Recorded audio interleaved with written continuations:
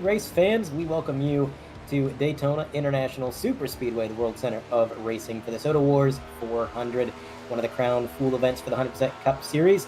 I'm Andre Grambush, joined alongside Cody Bird and Carlos Acosta, pushing the buttons, bringing all the action to your TVs and computers, doing a little bit of double duty tonight as well, throwing in some commentaries. We got some cars spinning in the background, but Cody, it is a very fun night. The Soda Wars, I know that this is Carlos's favorite race of the year.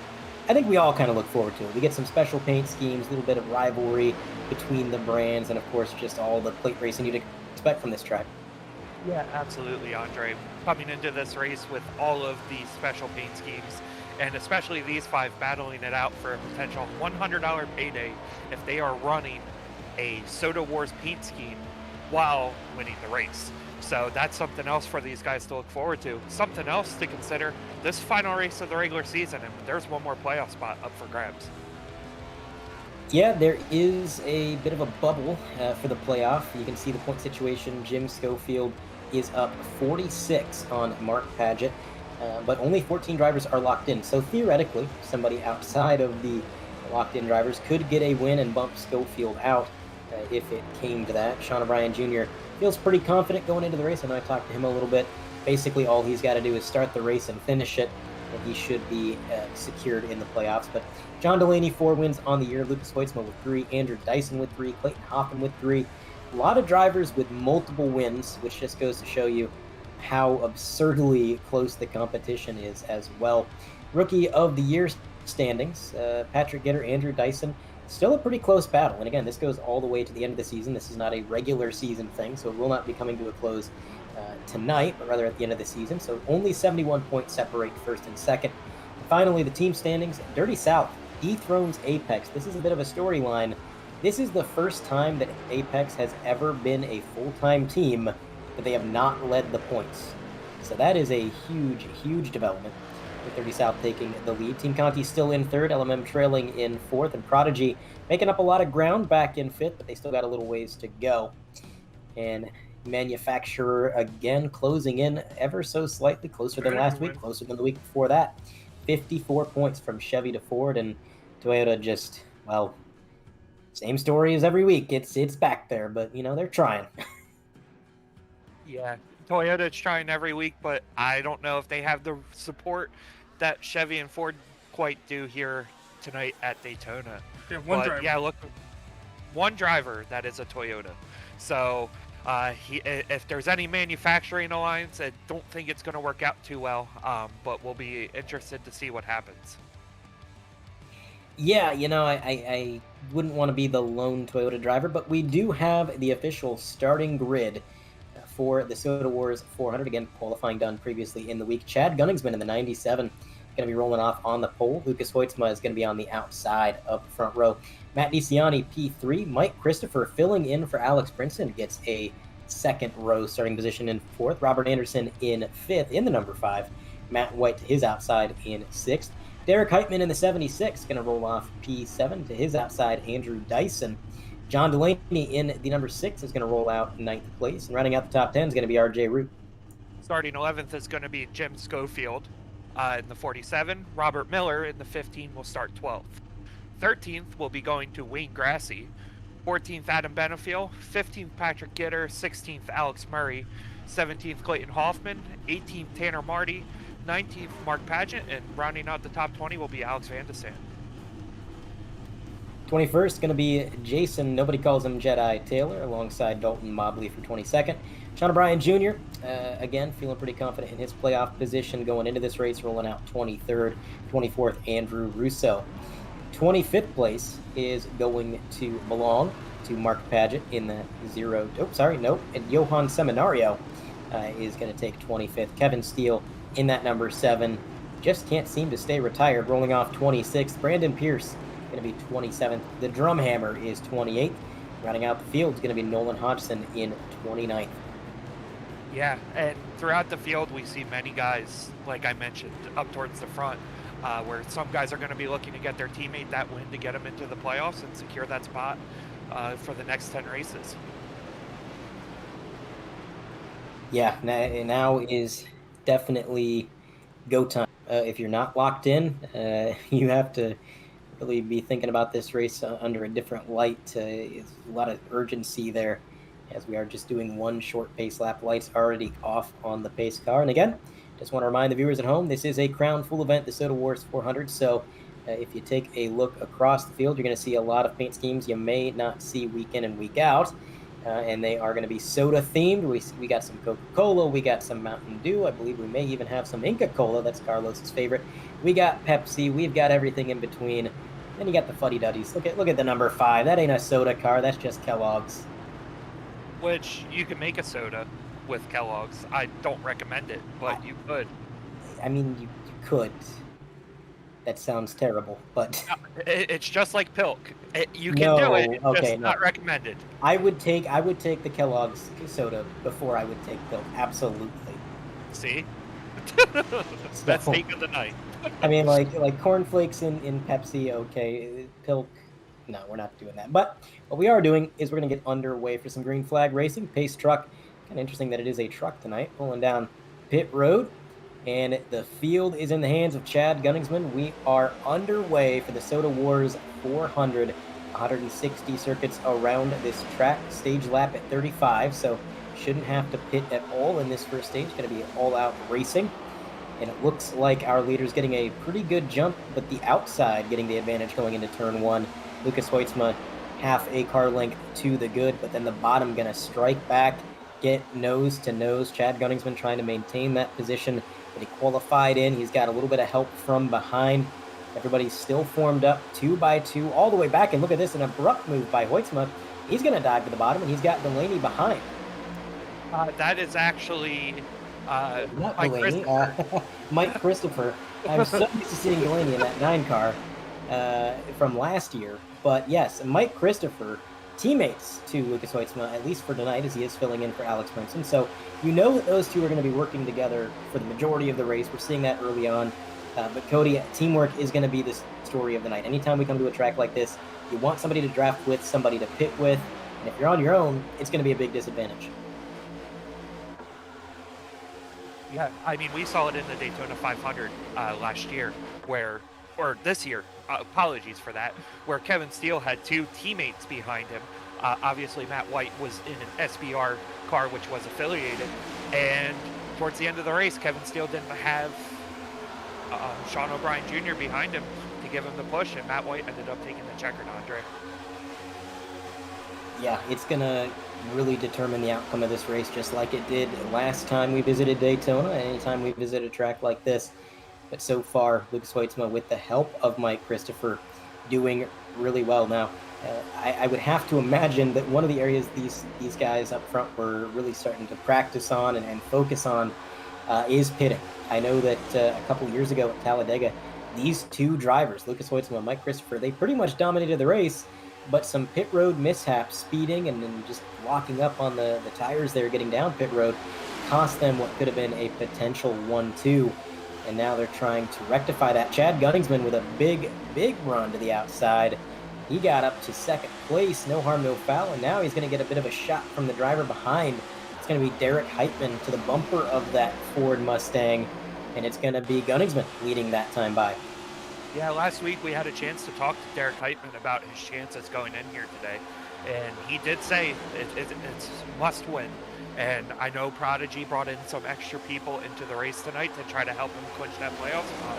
Another example of where teammates are going to be important, but right now he has John Delaney behind him pushing him, who may be one of the best plate racers in the league. Yeah, John is a very aggressive driver, and I think that's something that lends itself to super speed racing, because really, super speedway racing isn't necessarily about driver talent. It's more about how brave are you? Where are you willing to put your car? Because anybody can make the move at any given time, but obviously if you stick it 3 wide, 4 wide, that puts yourself at a pretty big risk. John's the kind of guy that he's confident enough in his own ability behind the wheel of that number 6 that he doesn't really think twice about taking it 3 or 4 wide, which means he can march to the front with no hesitation. And if he's behind you, I mean, he's a great pusher. We've seen that time and time again. He will help you draft around the track. He'll even save you a little bit of fuel. Yeah, hence where the nickname, if you ever hear him referred to as Fuel Pig. He's just a great guy to work with on these plate races. But back in front of this pack, we see Chad Gunsman back in the lead. Yeah, Chad on the outside was able to just clear himself in front of Lucas Hoytsma, and it was a clean move back to the front. Not a surprise again that 97 did qualify on pole, and I've seen Chad across a couple different leagues that I've commentated before, and what I've noticed is plate racing does tend to be something he's got a knack for, so definitely a car to look out for, because not only is he pretty good at these plate races, but it seems like he's got a really good setup. Qualifying, I think, tells you more about the setup the driver has than the actual race itself, because it is just raw, flat out, go out there and go as fast as you can by yourself. Well, and the fastest driver on their own was Chad Gunningsman, so good driver, great setup. Let's see what he can do with it. Yeah, and towards the back of the field, we're starting to see some people jostling around. About 5-6 rows deep, it starts to be too wide. But these guys aren't leaving anything on the trailer. They're going after it. All these guys want to win. And winning at Daytona, we heard it last night in the Xfinity race, how much it means to these guys. Absolutely, a crown fool event like this as well. It just kind of adds to the prestige to get the win if you can. And one thing I'm noticing, Cody, we are 7 laps into the race, and we only have one breakaway. It's 2 cars. Brandon Pierce and Nolan Hodgson are about 2 seconds back from the main field. But other than those 2 drivers, everybody stayed together. And that's kind of interesting to me, because you know as well as I do, Cody, usually we come to these types of tracks and within the first 5 laps, you see 2 distinct packs forming up. The guys that are taking it easy and the guys that are driving aggressive. Now that car right there, as Carlos asks, what is that? That is, okay, I had a bit of a disagreement. No, it is not the wrong template. I had a disagreement with Damaris. He calls it the Mountain Coke car. I say it's the Coca-Dew car. It is Coca-Cola, Mountain Dew. It's the sheet metal has just been ripped and just kind of melded on there. Of course, you got Brandon Pierce's signature green / yellow, however your variation of color blindness may be. Mine is mild, and then you've got the red and white of the Coke, which very unique paint scheme. Yeah, very, very unique. And you can feel that is not going to help the cause for Nolan Hodgins. Hearing on the driver radio, it sounded like there was a checkup and somebody didn't catch the checkup in time, and that's what caused the incident. Yeah, that sounds about right. That does happen on these plate races, and it goes all the way back. If somebody at the front checks up just a little bit, it's like traffic on the freeway. It just kind of exaggerates itself and amplifies itself all the way through the field, and if nobody calls it out, sometimes you get caught off guard. I mean, riding on board here, you can see just how close these guys are, and if that guy in front slows up a little bit, well, you're going to have a bad time. So just following right behind the 24, not quite giving him a bump draft here, just steadily staying too wide. I don't think anybody's getting overly aggressive yet, but I definitely don't think they're relaxed at this point in time. Now, normally the first 20 laps of any of these races is a lot of times the most, I would say, anticipated for a driver. Towards the end of the race, you do tend to calm down through that middle portion until about 5 to go.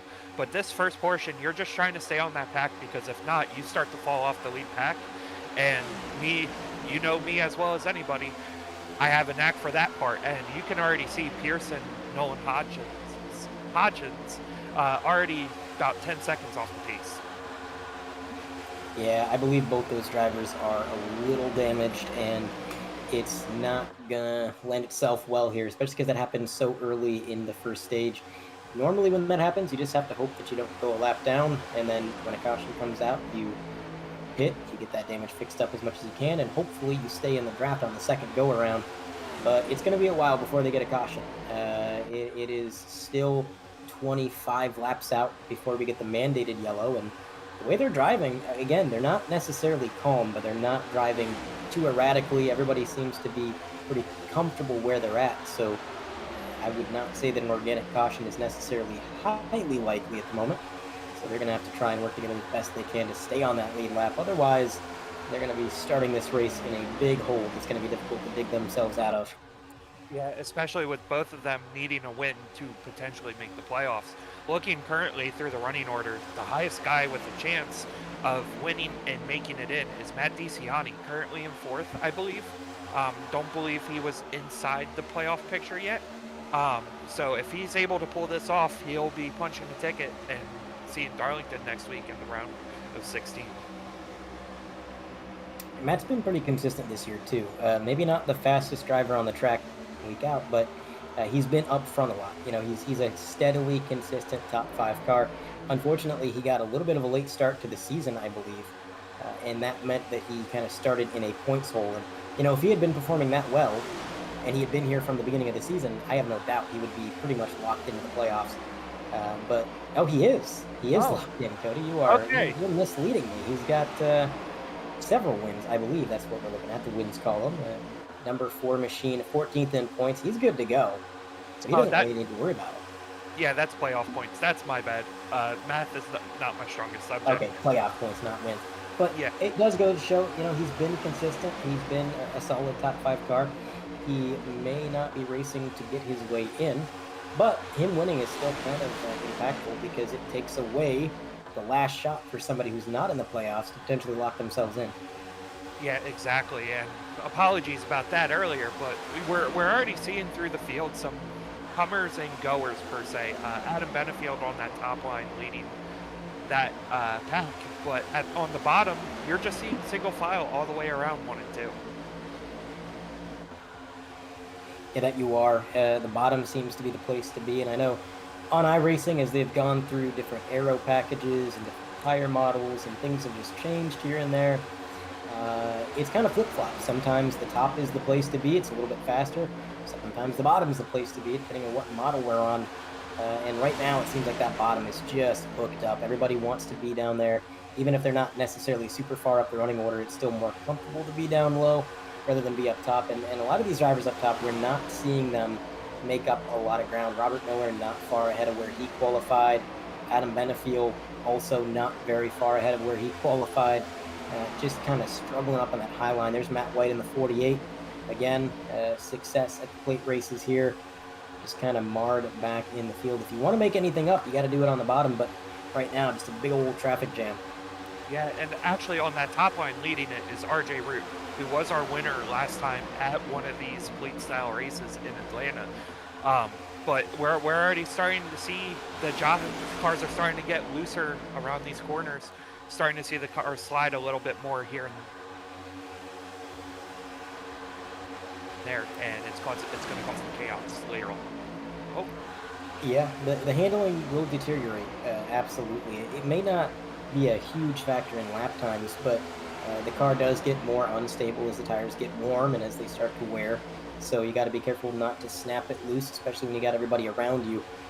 You'd have to hope they have some really good reaction time if you were to kick that rear end out and you got everybody boxing you in. But that low line, man, they are just continuing to pull away. RJ Root doing everything he can to spearhead that outside. He's got Derek Heitman behind him. We know that Derek's got a pretty good setup on that car, and it's not for lack of trying. It just seems like right now that bottom is so powerful that it doesn't matter. It doesn't matter what setup you got. It doesn't matter how good you are. If you're up top and you don't have the car count, well, you're going to be struggling. But it's early. You know, we're lap 17 out of 160. We are not even halfway to the stage. So there's really no urgency to get up front. If you're comfortable up there and you feel safe and you think, yep, you know, I can ride around up here and bide my time and make sure that I'm there at the end of this thing, then there's nothing really wrong with that.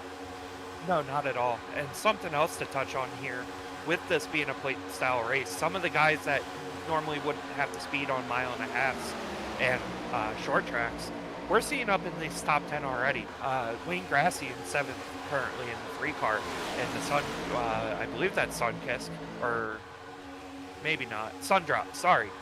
3 Sundrop cars in the field here today, so that's going to get confusing. But seeing him running inside the top 10 and really hasn't moved from that 7th position. You're exactly right. We go on board with Derek Heitman trying to push RJ Root, and you can see the leaders just getting further and further away every single corner. They've just got the shorter way around the track. They've got the car count on the straightaways to maintain that speed. Now look at this. A little bit of a brave move from the 48. He had slotted down low. He was up top earlier, then he found his way down to the bottom lane, and now he's getting a little impatient. He said, "Yeah, I could ride around down there, or I could try to do something with RJ up here." And that's exactly what he's doing now. He's dedicated to this move at this point. I don't think he's going to have another opportunity, at least not an easy opportunity to get back to the bottom. So he's making this move, and he's going to have to stick with it.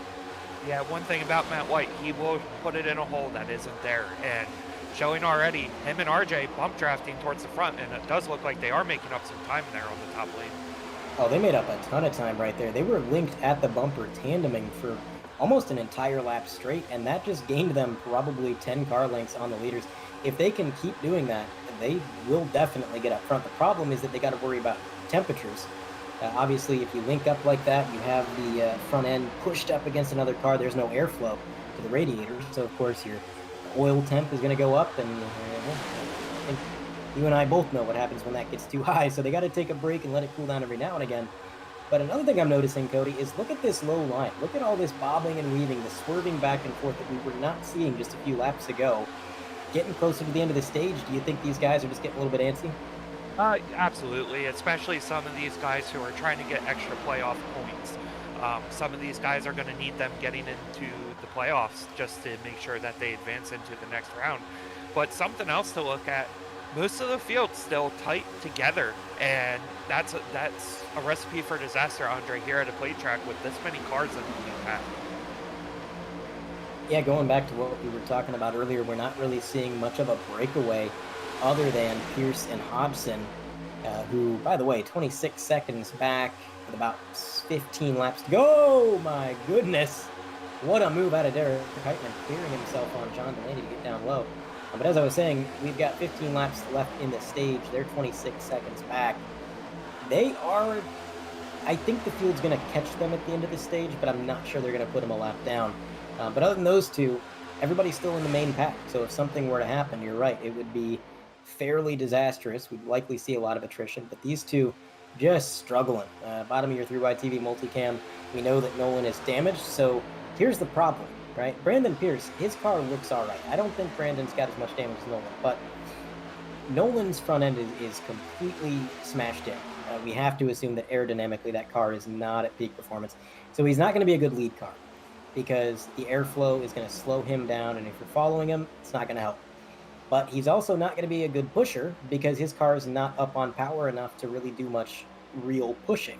All he can do is stay in your draft and try to match your pace. So for all intents and purposes, Brandon Pierce is all on his own right now. He's just a single car out there making laps versus a whole field of cars that's drafting together and turning laps that are 1, maybe even 2 seconds a lap faster.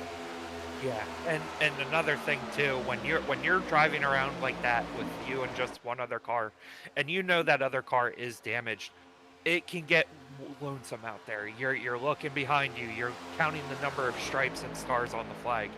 It's not a fun time to be out back like that by yourself, and just knowing, waiting, that you're losing almost a second and a half a lap. I believe that's what that is. Yes, Yep. about a second and a half, and you're just waiting for this pack to catch up to you. Yeah, and I'm gonna snitch on Brandon a little bit here. I was talking to him before the race, and he did not sound very excited about coming to Daytona International. He makes no secret that plate racing isn't exactly his favorite, but as a whole, he's just been, let's say, not very enticed to get in the sim. And I don't think this is helping. It's frustrating enough when when you're running a race that you maybe weren't motivated to do, and then you get a start like this where you're just struggling. That is not a fun time. Up front, look at what is going on here. So this is right behind our leaders. The outside lane has gotten up to essentially the 3rd car in line. Actually, the 4th car in line, right alongside Matt DiCiani. And they are really making up time. I mean, RJ is doing a heck of a job pushing the 48, and they're kind of a power team right now. They're making up so much time, but the problem that they have is right there. You saw behind them one of the cars that was lending them their draft, helping them to move up, just ducked out of line. And every time that happens, they lose momentum. Yeah, every time a car ducks out like that, you just start to lose time to the leaders. And you can see right there was up to 4th, already back to about 7th place, and just still falling back. And that's another thing with the bump draft, like you mentioned. You can only do it for so long before your motor gets hot, and you got to back off. That's another thing that's happening. So there's a lot of variables in play. It, even though it just may look like you're going in a straight line around the track. Yeah, exactly. It goes back to what I said earlier. It's not necessarily about driver skill so much as it is decision making, knowing where to put your car and when. Being able to read the road. See which line is moving, who's doing what, who's going where, and trying to use that information to your advantage. And it can be tough when you got 30 cars on the track. I mean, we're not mind readers. We don't got crystal balls. Sometimes you duck out of line, you see somebody that you think is absolutely moving, and you get up behind them and you don't go anywhere. So it's tough, a lot of mind games, but I tell you, they are not giving up on that high side. They continue to make up ground. And now I'll tell you, this is a big advantage for RJ and for Matt White. They've got Robert Miller behind him. And I know that Robert's not going to duck down to the bottom because, number one, he can't. It's just a solid wall of cars. And number two, Robert wants to get up there with his teammates. He wants to be with Lucas Hoitzma and Mike Christopher so that they can work together. And right now, they're separated. So he's going to do everything in his power to get up there. And if he has to push RJ and Matt White up there to do it, he's absolutely going to. Yeah, and Robert Miller also coming into this race with some kind of forward momentum, who he will be racing for a championship for the first time in his career. So he wants to cap off this regular season with another win and gain 5 more valuable playoff points towards that record. Something else to take a look at, we're starting to see Andrew Dyson, who last week admittedly said he's starting to get better on ovals, and he's starting to make it up into the top 10 and could be a force here towards the end of this first stage. Yeah, you can see Dyson right there in the 0-4. Again, he's got the right numbers, so he learned his lesson back at Chicago. But he is pretty comfortable down on the low line, running 8th place. And I like how he keeps saying, oh, I'm getting better at the ovals. He was good on the ovals from the time he got in this league. I mean, he was doing really good. So if he thought that was bad, I'm scared to see how fast he is when he thinks he gets the hang of it. But look at that aggressive push. We were on board with Robert there for just a moment. And you can see he was putting the bumper to RJ, trying to help these guys get up there. And I'm kind of surprised. These leaders, Gunningsman, Hoitzma, Christopher, single file and a little bit of separation between them. It's different than what we saw earlier in the race. And I think it's really going to take that outside line getting up to them to break that up. Yeah, and we'll start to see these guys start to side draft more and more as we get to the end of the stage. And it's just crazy so far in this race, Andre. We've been clean and green for 28 laps. As you see, Chad blink out having some internet connectivity issues there real quick. But this has been clean and green for 28 laps. I can't remember the last time I've seen a plate race go 28 laps without a caution. Yeah, I think there's just so much on the line tonight for a lot of these guys that know that it's their last chance to get a win, get into the playoffs, that they're not being reckless. They are afraid, for a lack of better terms. They're afraid, so they're driving smart above all else. And so I have no doubt we're going to see some cautions. I'm sure there will be one or maybe even two of the big ones, but that is going to be later on at the end of the race when they have nothing to lose and they know that they have to make some aggressive moves to get a win. But right now, there's just no point. Top of your 3-wide TV multicam, that is the 2x2x2 battle all the way back. Bottom of the 3-wide TV multicam, there's some single file action a little bit further back. John Delaney in the number 9, just trying to maybe ride back there. I know John is being a little bit conservative, it would seem, in this race, which is kind of surprising to me, Cody, because you don't typically see that out of John. Yeah, no, and it does look like the Apex team has fallen to the back of this with Team Conti, just content to ride here for the end of the stage and save their cars for the end. Like they always say, you can't win it on lap 30, but you can certainly lose it. Yeah, there's no time portal on the back straightaway that's going to take you to the checkered flag, so you got to make sure you run your laps clean and that you get to the end successfully, and that's what they're trying to do more than likely. I know Apex is in a bit of a precarious point situation. They know that DSR is really, really strong as a team. They took the team points lead, and so they can't afford any DNFs. They need their cars to finish and bring home as many points as possible. That might be playing into their mentality, but we are at about 5 to go in the stage. There is those 2 slow cars. We wondered if they were going to get to them. They have. That is going to be Brandon Pierce, Nolan Hodgson on the outside going 1 lap down. Now, only one of these drivers can be the lucky dog, so it's going to end poorly for somebody either way. Look at that, 3 wide as they all work their way around. My question is, can Brandon Pierce stay in the draft of this lead pack once he gets the opportunity to duck down? Or does he have some sort of damage that we just can't see? I mean, that paint scheme makes it a little bit difficult to tell. But it looks like he tucked up behind the drum hammer, and he's making way. Yeah, so far it does look like he is starting to make his way. All he needs to do is get back in front of Nolan right here. There's not really anybody else that can potentially lose the draft here. There's also sources out there, Andre, that I've heard that this could be his final race in 100%, and he may be considering hanging it up at the end of the night. Yeah, so it's going to do one of two things for his mentality. Either he's going to want to go out with a win, and he's going to be extra motivated, or he's going to think, I'm just here to finish it out, and he's not going to be too concerned. I guess we'll have to wait and see which it is. But lap 33 out of 35 in the stage. Still Chad Gunningsman out front, leading the way. He's done a phenomenal job all night long. Lost the lead momentarily, took it right back. He's been out front ever since. That high line's still struggling to do much of anything. But so far, clean and green, no issues. And I don't know, Cody, you think we make it 2.5 more laps? I do. I think at this point right now, it's kind of calm. Nobody's really forcing anything. Everybody's taking what is given. But I wouldn't be surprised to see potentially the two of Lucas Hoytsma and Michael Christopher try to jump out of line here and take the stage win as we have 2 to go. Yeah, definitely plausible. They want the playoff points, and they want to see if they can maybe take this win. Everybody does, and that's going to make Gunningsman a bit of a sitting duck. I don't think it's going to look as orderly as it does right now once we take that white flag on the outside line. Starting to form up a little bit more, but still not making up quite a lot of room. Meanwhile, Luke is just pushing that 97. He's got Mike Chris behind him, Matt DiCiani in 4th, but he's been pretty much the entire race. Robert Anderson in the 5 is running 5th.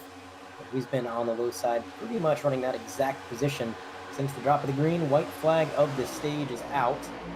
Now, this is going to be the truth unveiled. Are we going to see somebody jump out and try to take it? I think Lucas might be trying to push Chad out to a bit of a lead here so that he can close in with the slipstream, make that move. He's going to link up to the bumper right here, push him way out, and then if he does it correctly and times it correctly, he's going to make a late move. But Robert Anderson not waiting so long to make that move. He ducks out to the outside lane, maybe a little bit worse off for it.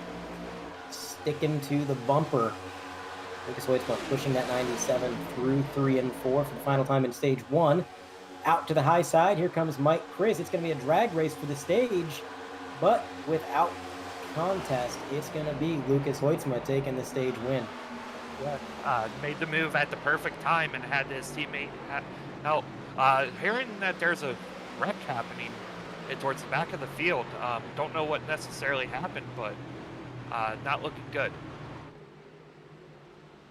I believe that's the O2 of Mark Paget.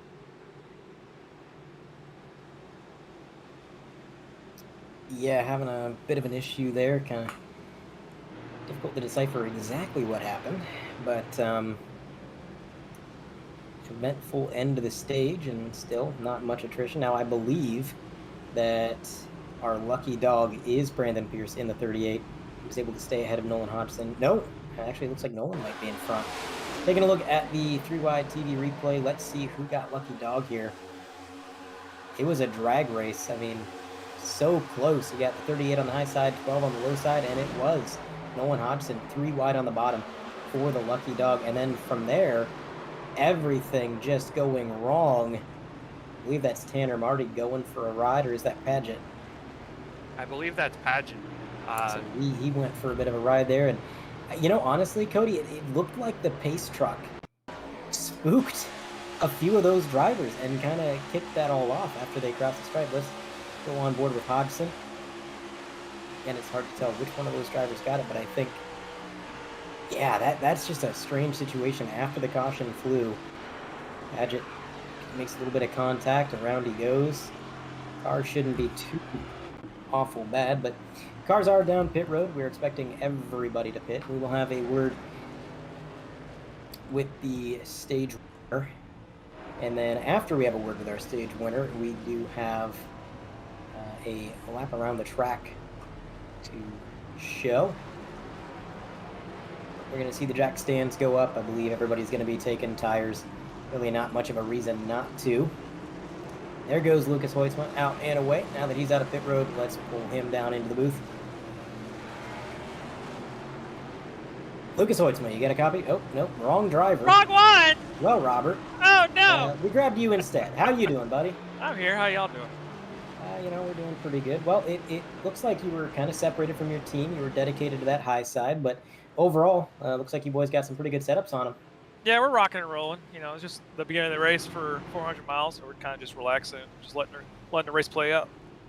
Yeah, it seems to be everybody's mentality. Everybody was playing it, I would say, smart and perhaps cautious for stage one, but I'm sure that'll go away as we get a little bit further into the race. But, Robert, this year, obviously, you are in the playoffs. Imagine that, Robert Miller taking advantage of the Robert rule. Yeah. Racing for a championship for the first time in your 100% career. First of all, are you going to be around enough to actually compete for it? And second of all, what's the outlook going forward? Nothing's ever guaranteed in my line of work, so yeah, hopefully, that's all I got to say about it. And then as far as if I can do most of the playoff races into all of them, well, I'll try my best and hope for the best. That's really all I can do. All right. Well, thank you for your time, Robert. Tell Lucas we'll get him next time. We grabbed the wrong driver, but it works out. Close enough. Same team. Yeah, it is what it is. I'll just tell him you know who you like more. That's all that matters.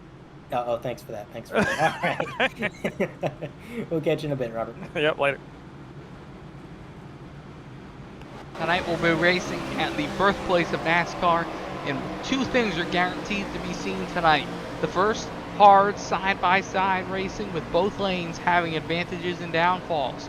Right there you see one car get pushed out to the lead using the outside lane, and the 41 car will get pushed by the 4.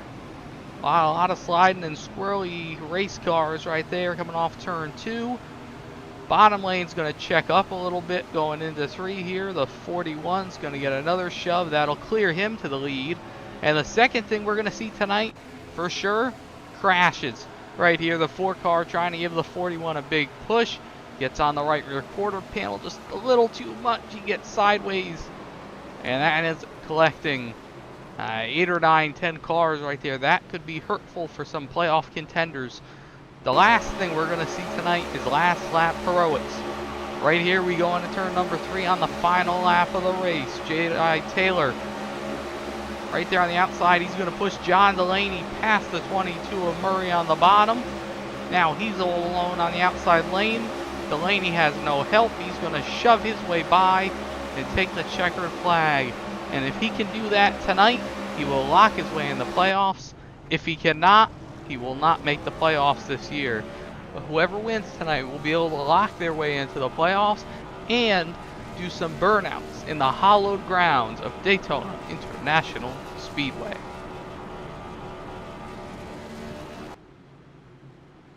And we are back from our lap around the track, courtesy of Jeffrey Souza and Souza Media. And hopefully you enjoyed that. And if you did, well, you can let Jeff know that his work is appreciated. I know I appreciate it. It's a neat little thing to add into the broadcast. He does it every week. In the meantime, Cody, the lights are off on the pace car, so we're going to be back underway. And I don't know. I'm not much of a betting man, Cody, but I would say this is going to be a little bit heightened in terms of intensity from stage 1. Green flag is out. And Lucas Hoytsma gets a pretty good jump. And that's going to shuffle the 97 back to 3rd. But, we've seen this one before. Chad Gunningsman loses the lead and seems to take it right back.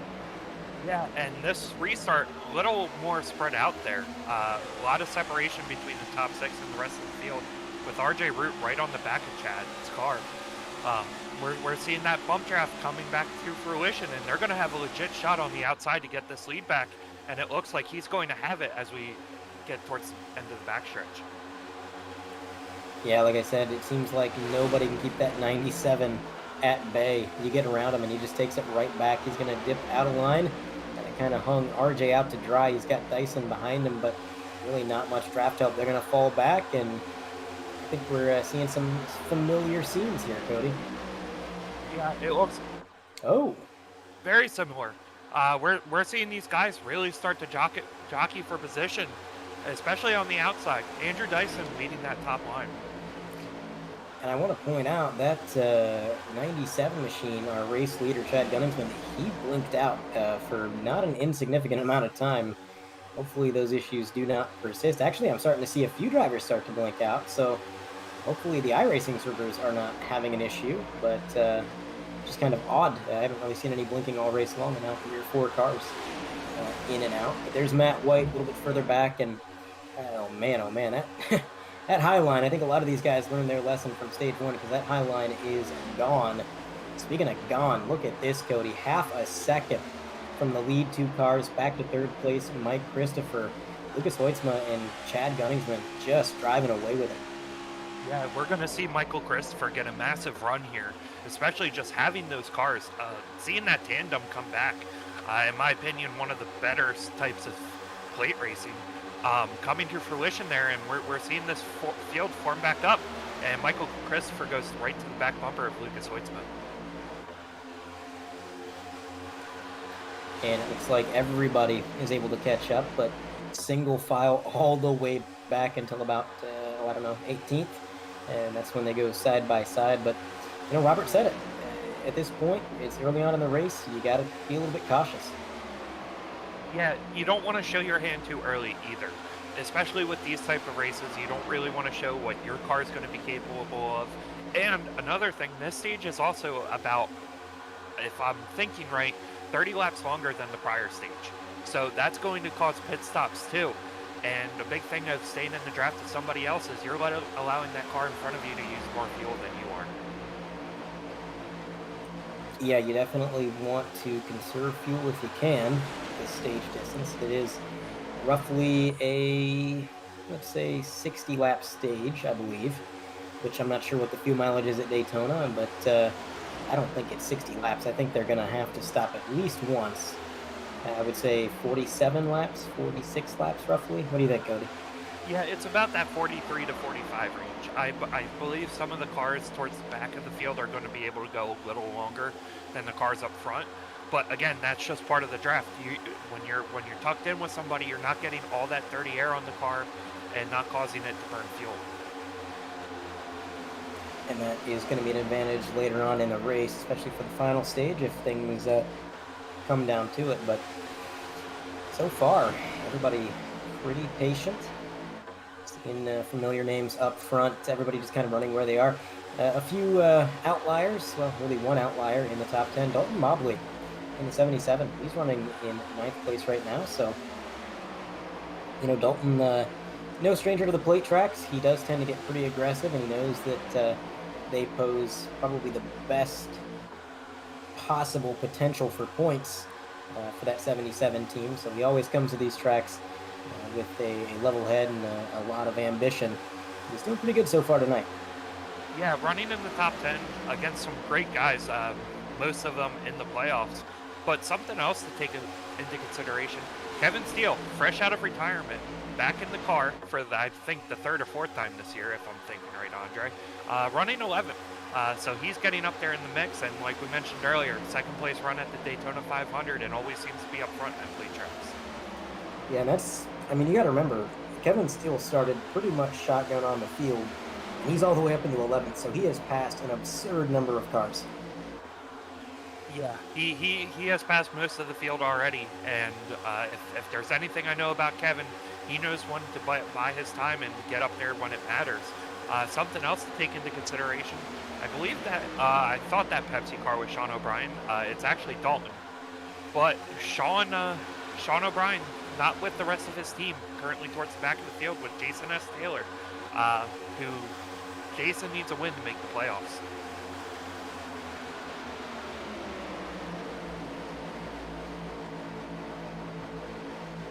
All right, and going forward, we're also seeing through the field, currently top 10 is Chad Gunningsman, Lucas Hoitzma 2nd, Michael Christopher 3rd, Matt DeCiani 4th, RJ Root 5th, Matt White 6th.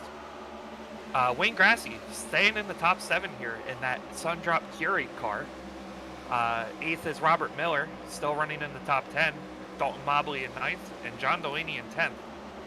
So these top 10 currently running pretty single file and making sure to keep it at the end.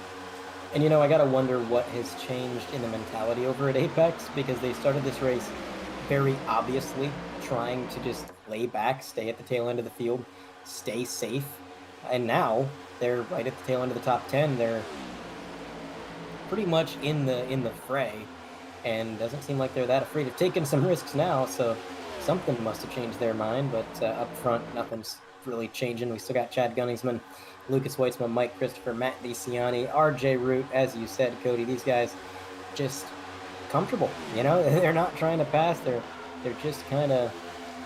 I think they're almost daring each other to make a move. It's like, yeah, you could try to go to the high side, but is anybody really going to go with you? It's a bit of a gamble right now to try to do anything when everybody's so complacent. Yeah, and something else that I don't know has really been implemented in it, but it's iRacing, so you never know. A lot of the drivers in real life have been saying the track has started to get slicker. Obviously, the track surface is about 12 years old now. I believe it was repaved in 2011. So if iRacing got that in, bravo, but the guys are saying it's a lot tougher to drive at here. And it's starting to show in real life and maybe here tonight. Yeah, it is a slick track on iRacing, maybe more so than it used to be in real life. I know that the Gen 6 car and even to an extent the next gen car, once the tires start to wear, when you get in the middle of the car, that steering wheel gets awful light in your hands. It's difficult to feel any feedback from the car, and that rear end can step out on you if you're not prepared for it. And that's only exemplified or exaggerated by the fact that you've got drivers right behind you on your spoiler, creating turbulent air, which is just going to impede the handling of your machine. So it's not as simple as they make it look to navigate this track, but I think that's kind of something that iRacing's been dealing with for a long time. And in real life, the surface was so smooth after the repave not too long ago that the handling just was a non-factor. And like you said, now, Cody, it's starting to get a little bit older. They're having to put sealant down on it. It's getting some cracks and some bumps, and suddenly that grip level's starting to go away. So I don't know about you, but I always say an old racetrack is a good racetrack. I like a bit of a torn up surface. Yeah, I agree. I think the older tracks tend to race a little better, both in real life and on iRacing. You can have different lines, and we've also heard about some of the frustrations with this next gen at the plate tracks, where they weren't really able to stay side by side, where the top lane wouldn't be able to stay with them. But with the track starting to wear some more, you're going to start to see that, as these guys aren't going to be able to handle as well at the bottom. Absolutely. I do want to remind the viewers at home, there is a poll in chat from 32 minutes ago.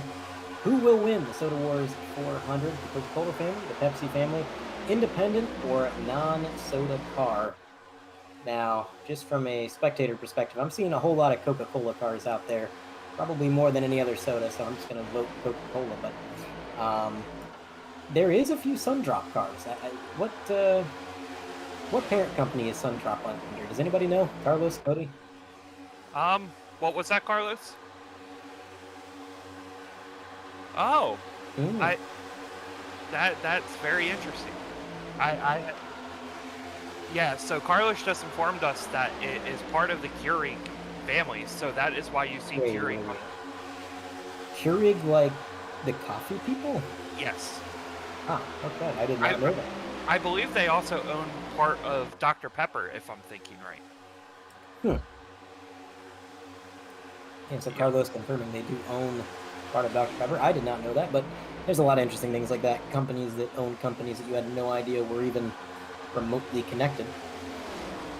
But in the meantime, RJ Root still running 5th place. One thing I'm wondering, Cody, we saw one driver in the top 5 all race long, and that was Anderson in the number 5. He's not even inside the top 10 right now. Ever since stage 1, he's kind of nowhere to be seen. Yeah, he's currently back in 27th, 12 seconds or almost 13 seconds off the lead. So he's away from the lead pack, and he is not in a good situation. I got to wonder what happened. Something had to happen. Maybe another checkup like Brandon Pierce was dealing with at the start of the race. Yeah, because Andrew Dyson is back there with him, and they were pretty close together. As there's a bump on the leader, that's where bumping in the corners goes wrong. Yeah, bumping in the corners, it's not impossible, but you got to make sure that the person that you're pushing is prepared for it and that they're good enough to hold it. Now, obviously, we've talked about Chad Gunningsman. We know he's good enough to take a shot, but still, it does pose a risk, especially now that caution was lap 35, so we're almost 20 lap old tires at this point. Handling starting to go away, makes the bump drafting a little bit more difficult, but either way, they're handling it pretty well up front. Yeah, almost had flashbacks to the 2021 Daytona 500. Saw a Chad in the lead and almost had some flashbacks there, Andre. But currently still single file around most of the track, and I don't think I've ever seen it this single file for this long. No, very, very calm, and I can't help but feel like it is a result of making this the regular season finale. There's just so much at stake. You can't afford to drive this track the way you would drive it for the Daytona 500 or really any of the other Talladega races, because Daytona 500, start of a fresh year, everybody's rip-roaring to go. They want to get a good points day. They want to get a win, lock themselves into the playoff early, and they're going to do whatever it takes. And if they wreck, well, no big deal. Junk the car, come back next week. We got a lot of races ahead of us. There are no more regular season races ahead of us anymore. This is going straight into the playoffs. If you wreck now, yeah, you might roll another car off the hauler next week, but it might not be competing for a championship. So definitely, I think, impacting the mentality these guys have, which is kind of interesting to see. I do also want to point out that the number... Boy, I'm having a brain fart here. Who was I thinking of? Paget. There he is. The driver who had that issue under caution took a little bit of damage. He's still with the lead pack. So whatever damage he took during that incident must not have been enough, or at least he was able to get it fixed up on pit road enough that Cheerwine 02 was able to stay with the pack. He's got the pace, and that is good to see. You would hate to have your race ruined by an incident under yellow. And there is the 38, Brandon Pierce. Now, he is still lapped down, I believe, as he did not get the lucky dog. That would have been the number 12 of Nolan Hodgson, who is currently running 21st. He is 2.4 seconds back from the leader, but still able to contend there. I think he might have got a little bit of that damage fixed up as well on pit road. He did have a bit of an extended stop. But as we approach lap 60, we're going to throw it to a short break. We'll be back momentarily.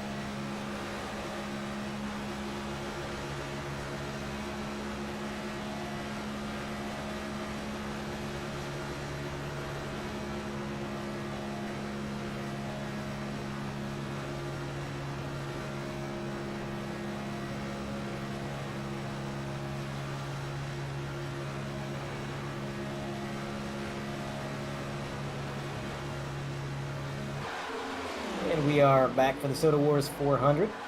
Not much developing. Still, Chad Gunning has been out at the front of the field. He's got a lot of support out back.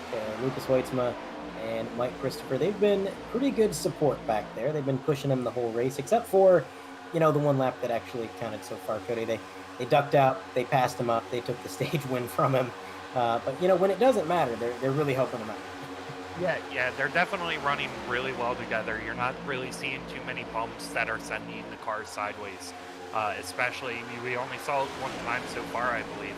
But something else to point out, like I mentioned earlier with these guys, who you wouldn't really expect to be towards the front. Guys such as Wayne Grassy, Dalton Mobley. Currently in 13th, it's Randy Drumhammer Drumhill.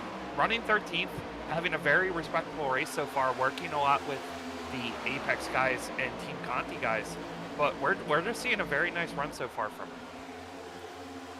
Yeah, Randy has been, I think, building momentum all year long. He's just been getting a little bit better here, a little bit better there, and I'm not really surprised that he's having a good race here, especially if he's working with some of these teams that are known to be really good and really fast. You can learn a thing or two from these guys, and it seems that he has. So he's stringing together a pretty good race thus far. And I don't know. It just seems a little bit like the calm before the storm. It's been very, very quiet, almost a little bit too quiet, because I don't know about you, Cody, but I don't think I have ever seen a Daytona race that has gone 63 laps, largely without incident. We did have Mark Paget get a little contact under yellow, but it was not bad enough to really even consider an incident. He got the damage fixed. He's fine. He's out on track. This is uncharted territory, I would say. Yeah, but what's going to throw a wrench into it? We're getting really close to the green flag pit stops, and if there's anything about online racing entering the pits, yeah, it may make it look easy in the Cup Series, but it's not easy at all on iRacing, just because of how much you don't know what the other guys are going to do. Yeah, you definitely have to play some mind games, try to figure out what the opponents are doing and try to keep them from knowing your next move as well. Never let them know your next move. These three cars out front have just been absolutely dominating all the way. It does look like Wayne Grassy, that's another driver that we should maybe highlight a little bit up inside the top 10. He's been getting a little antsy. I've noticed that number 3 Sundrop car, which I guess now we can consider under the Keurig family. He's almost thought about it. He's poked the nose out, thought maybe I can pick up a position here or there, but ultimately he's kind of been dissuaded from it just by the fact that nobody else is likely to go with him. If he tries it, he might get a straggler or two, but that's not going to be enough. So he's kind of strong-armed into staying on the low side, which is got to be frustrating because Wayne Grassy, he's had a rough year. He's had a rough string of races. Now he's obviously got a really good car. He's having a good race. He's looking at a situation where he could potentially leave this thing with a stage win or maybe even a race win. But in order to do that, somebody's got to go with him. And right now, everyone just wants to say, you know what, we're going to stay in the right lane. We're going to take it easy.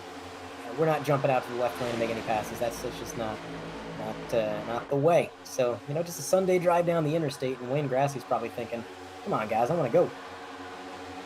Yeah, and knowing Wayne Grassy, he has ruffled some feathers in the past. So it could be kind of tough to see anybody wanting to push him directly. But if an outside line starts to form, I can see him being one of those guys to jump up. Somebody else to highlight, we mentioned it earlier that Jim Schofield and Derek Heitman were on that bubble line. Currently, Derek Heitman is 16th, and Schofield is 25th. Obviously, right now, at this point in the race, Schofield still has a very good chance of pointing his way in, but Derek Heitman's going to be looking to make news here towards the end of the stage. Yeah, you can't discount Derek Heitman. He's had so many good runs this year. He has done so well time and time again. I believe he does have wins up on the scoreboard as well. So, Prodigy as a whole, they've just been really strong ever since they got involved with the league. They've had good setups, they've had good teamwork, and it's early. He's a little bit further back. He's not been a factor thus far, but it's Daytona. You don't have to be a factor right now. You don't have to be a factor until you see the white flag fly. That's about the only time you really got to be on the loud pedal here. Yeah, and coming with the green flag pit stops that are going to be happening here anytime now, something that's going to be interesting to see, what guys are going to try to get track position by taking 2 tires or no tires and just getting fuel. Obviously, you're waiting on the fuel most of the time in these cars and everything, but at the same point, we're approaching lap 70 and only 25 to go in the stage, and that's going to throw a wrench into this equation as well. Yeah, it will kind of complicate things for the crew chiefs up on the pit boxes, but I think realistically, the drivers are either going to take 4 tires or they're going to take no tires, and there's not an in-between. Generally, on iRacing, and even in real life to a certain extent, but I think iRacing exaggerates it. When you take right sides at a track like Daytona and not left sides, the car gets almost undrivably loose. I know Robert Miller experimented a little bit with that, I think, earlier in the year at a plate track, and it just did not work out to his benefit. He felt like when he was going through the corner, the car was just floating away from him, and it's not an ideal situation. Whereas at least if you stay on the old worn tires all the way around, it's evenly worn, so the car is not trying to step out or do anything crazy. It's just your average ill-handling worn tires. So if I'm a driver, it's all or nothing, but you never know. Somebody might take 2. Somebody might say, you know what, I can deal with the bad handling. Yeah, and something else that I know some people have experimented with, left side tires at plate tracks, seems to work for That is some true. of the guys.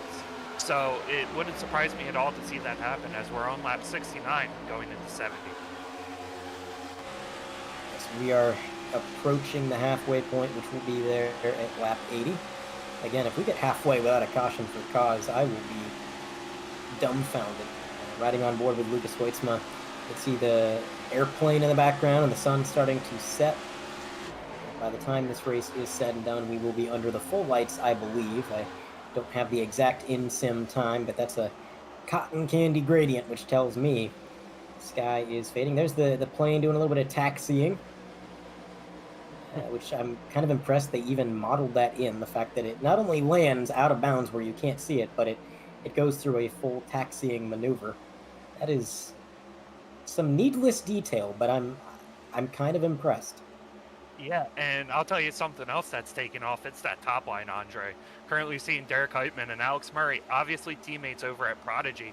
They're making runs on that high line and almost making it back into the top 10. They're getting hungry to get some track position here as we approach pit stops. Yeah, I am kind of surprised. Of all the times to get aggressive, 3 wide. Look at that on the outside. We're going to have one driver down the sucker hole. Can't quite tell who that is. That's Matt DiCiani falling through the running order. But, normally, Cody, it's the opposite. When you approach the pit stops, that's when everybody gets single file because they want to be able to get down to the low side of the track so they have easy access to pit road. Now they're going to the high side. So this is kind of interesting to see. Yeah, very interesting. And if I remember right from earlier with some of the plate tracks that were run, Prodigy was that group to try to get in with 4 or 5 cars and make up time that way. We have seen it work in the past where you may not want that big of a pack. You can gain a lot more time. There's less cars checking up and everything. And it looks like that's what they're doing now. And most of Prodigy's on that island, and they're making a bid for the lead here. Yeah, and I think that also tells me the fact that they are going to that high line so readily. I don't think they're planning on pitting for a while. I think they know that these guys that are running down low are probably going to be pitting relatively soon. They're probably already calling it out, saying, hey, going to be coming down. And so they're just saying, all right, we're going to go to the high side, let you guys get to pit road, and in the meantime, we're just going to rock around the high side. But RJ Root, currently your provisional leader, as we do have a car going a lap down. That is the 5 of Anderson, 45 seconds back from our leader. Whoa! Big wobble out of what I believe to be Paget in the 0-2. But you can see Dyson as well going a lap down. An unfortunate turn for his race. Started out so good. He was up in the top 10 for the majority of stage 1, and then just a bad start to stage 2 separated him from the field, and now largely the same situation we saw with Brandon Pierce and Ron Hodgson.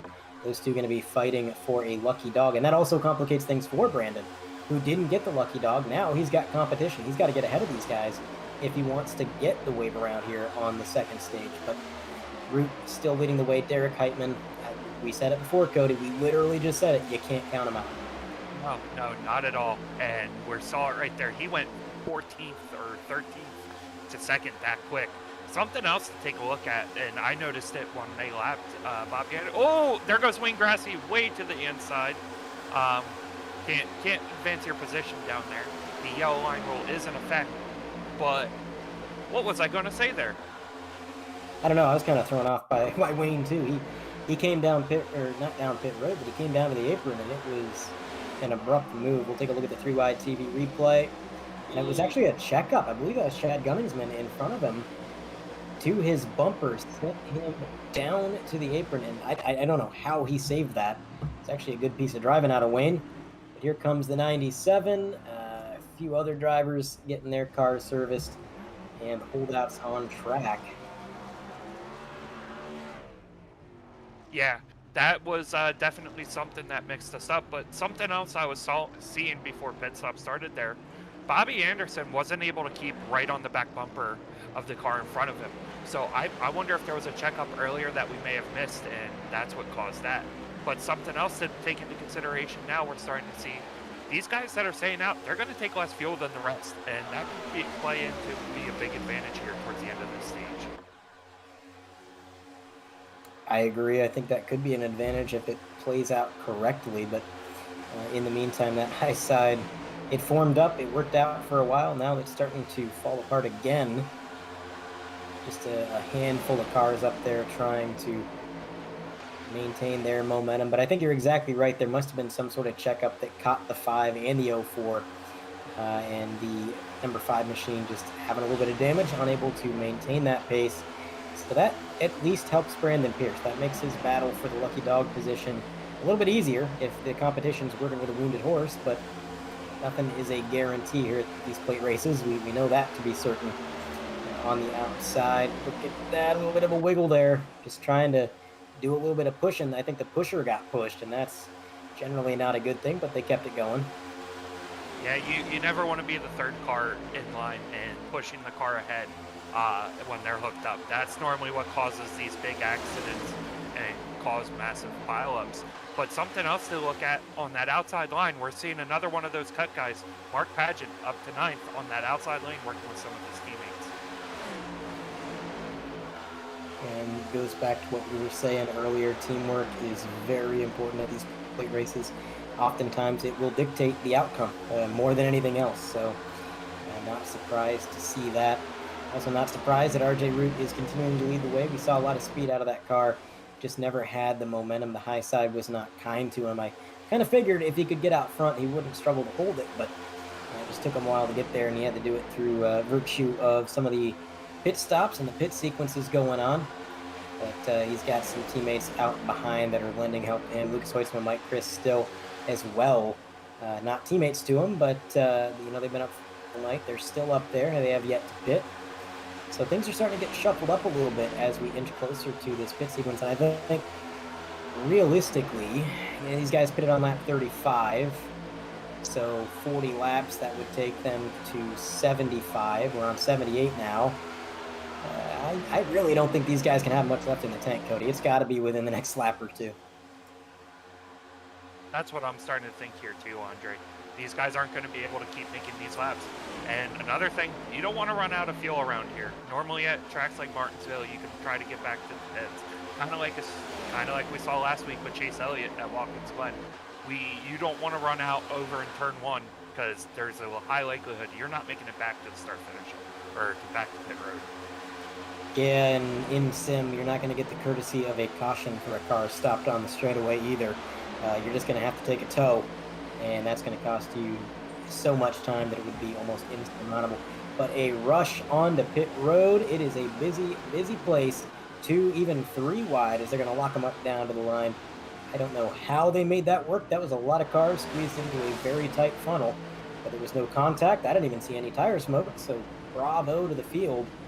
Just stretching that fuel to the absolute limits. We're going to see if the jack stands go up on any of these cars. Does anybody take the strategy? I'm seeing the left sides go up. As you said, Cody, on these plate races, it seems like these guys want those left sides and nothing else. Yeah, Wow, I actually was right about something. I'm really proud of myself. But looking at the group currently back out onto the track, it looks like it's that Sid Analyzer Racing team and what was formerly SBR. Looks like they're going to be coming down to pit here now, but they're trying to get Mark Paget into the playoffs in the first year for the team. Yeah, if they could do that, that would be quite a story. Of course, here at Daytona, we got the last few holdouts. You got Nolan Hodgson, Brandon Pierce, a few other drivers getting the final services. The 27 machine getting his car serviced. I'm seeing the right sides go up on these drivers, so I don't know if they're just alternating. Maybe they took lefts before, now they're taking rights. Or maybe they're just taking four. It looks like the 27 taking 4 tires, as well as a few other drivers. So split strategy for sure, which is not at all what I expected. I got to wonder if those guys knew about the whole left side trick. Now, something else that I'm thinking here too, Andre, they may be taking 4 tires here now and sacrificing potentially the stage to potentially stay out at this next stage and take the track position. Because realistically, they can probably go about 25 more laps and they would be back in the fuel window to finish out this race. So that's another strategy that could be playing out. Dalton Mobley, as well as that 29 machine coming down pit road. I believe they're going to be the last holdouts. Dalton, Nolan Hodgson in that 12 machine. He was not messing around at all. He took no tires, just fuel, and out and away he went. Yeah, it does look like they're going to leave Dalton behind as they come back onto track, and that is a very tight. And we are past halfway now, as you see the lead pack back to the front. Robert Miller made up some positions there, Andre, so he knows what he's doing. Yeah, looks like a little bit of tire strategy and now some teamwork is going to get those boys up there 1-2, doing some teamwork. Robert Miller, Lucas Hoitzma, RJ Root, Alex Murray. Battle of the teams. We got 2 LMM, 2 Prodigy. That's always fun. That is one of the fun aspects of these plate races. It's just, on so many other tracks, team affiliations really don't matter, other than, yeah, I'm running the same setup as my teammate, and it is what it is. But here, it's almost like F1. You always see the teammates come together. They always battle alongside one another. And when you see these groups of cars that all belong to different teams, and they're trying to sort out where exactly they're going to go, and they're playing high-speed chess, that's fun to watch. Yeah, absolutely, especially because you're not seeing an overly powered team currently in this top 10. You're seeing the breakup, like you mentioned, 2-2-2, and it's good to see the what is the word I'm looking for? I'm going to give up on what I was trying to see there, but it's nice to see that this is happening. Yeah, I want to point out Kevin Steele and John Delaney, 6 and 7. Like I said, they started this race out. They were probably the most conservative of the bunch. I mean, they just immediately dropped to the back. They had no concern with racing for position. And now they're well inside the top 10, almost cracking up inside the top 5. And they are the tail end of this lead pack. We're finally starting to see different packs form and a lot of separation. And these Apex drivers are with it. They're right there. And I want to point out also this second pack behind them, with the number 9, the number 4, number 21. These guys are drafting together, and they maybe they don't have the numbers, but if the cars behind them catch up and start pushing, we could see them catch up. The 9 is not actually in this group. Timing and scoring, I believe, has him with the leaders. But yeah, these guys right here, Patrick Gitter, Adam Benefiel, those are not slow drivers by any means. I think if they stay in order, if they link up and they really push, they're not out of it quite yet. But right now that lead pack is pulling away a little bit here, so maybe they're just hoping for that stage caution to get them bunched back up. Yeah, and don't be surprised if you see Adam go hold my beer and push this guy all the way back up into the front. He's not afraid to give somebody the bumper, and at plate tracks, he's another one of those aggressive people. But I don't believe he has a plate win yet, so he'll be hungry for that as well. Absolutely. Any win is going to be important, but a plate win is particularly iconic, I think, within the sport of stock car racing and this type of racing. But we have 10 to go in the stage. is going to be anybody's stage within the top 8. So it's 8 cars in this lead pack. And a little bit behind him to Patrick Gitter, continually losing time. So I thought maybe if they stayed formed up, they would have a chance, but it's about 8/10 of a second. That's not 1.7 actually. I'm sorry, I'm looking at pixels here, but that is a huge time loss there, Cody. Yeah, but as Carlos highlighted on the screen right there, that's like that third pack is starting to catch up to them. And that was going to make it interesting because it looks like that there are more numbers in this third pack, I guess we can consider it. So it's going to be interesting to see what happens and see if they can get back up to the lead. But the second pack, they may just be content to ride here. Or sorry, third pack, they may just be content to ride here and hopefully get into the final stage of this race.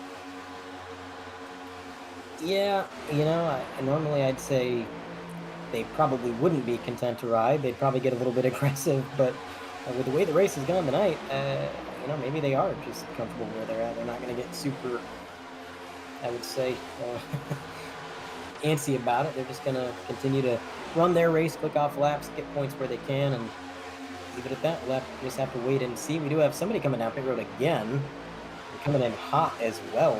It's Dyson. Not sure if he's trying to maybe...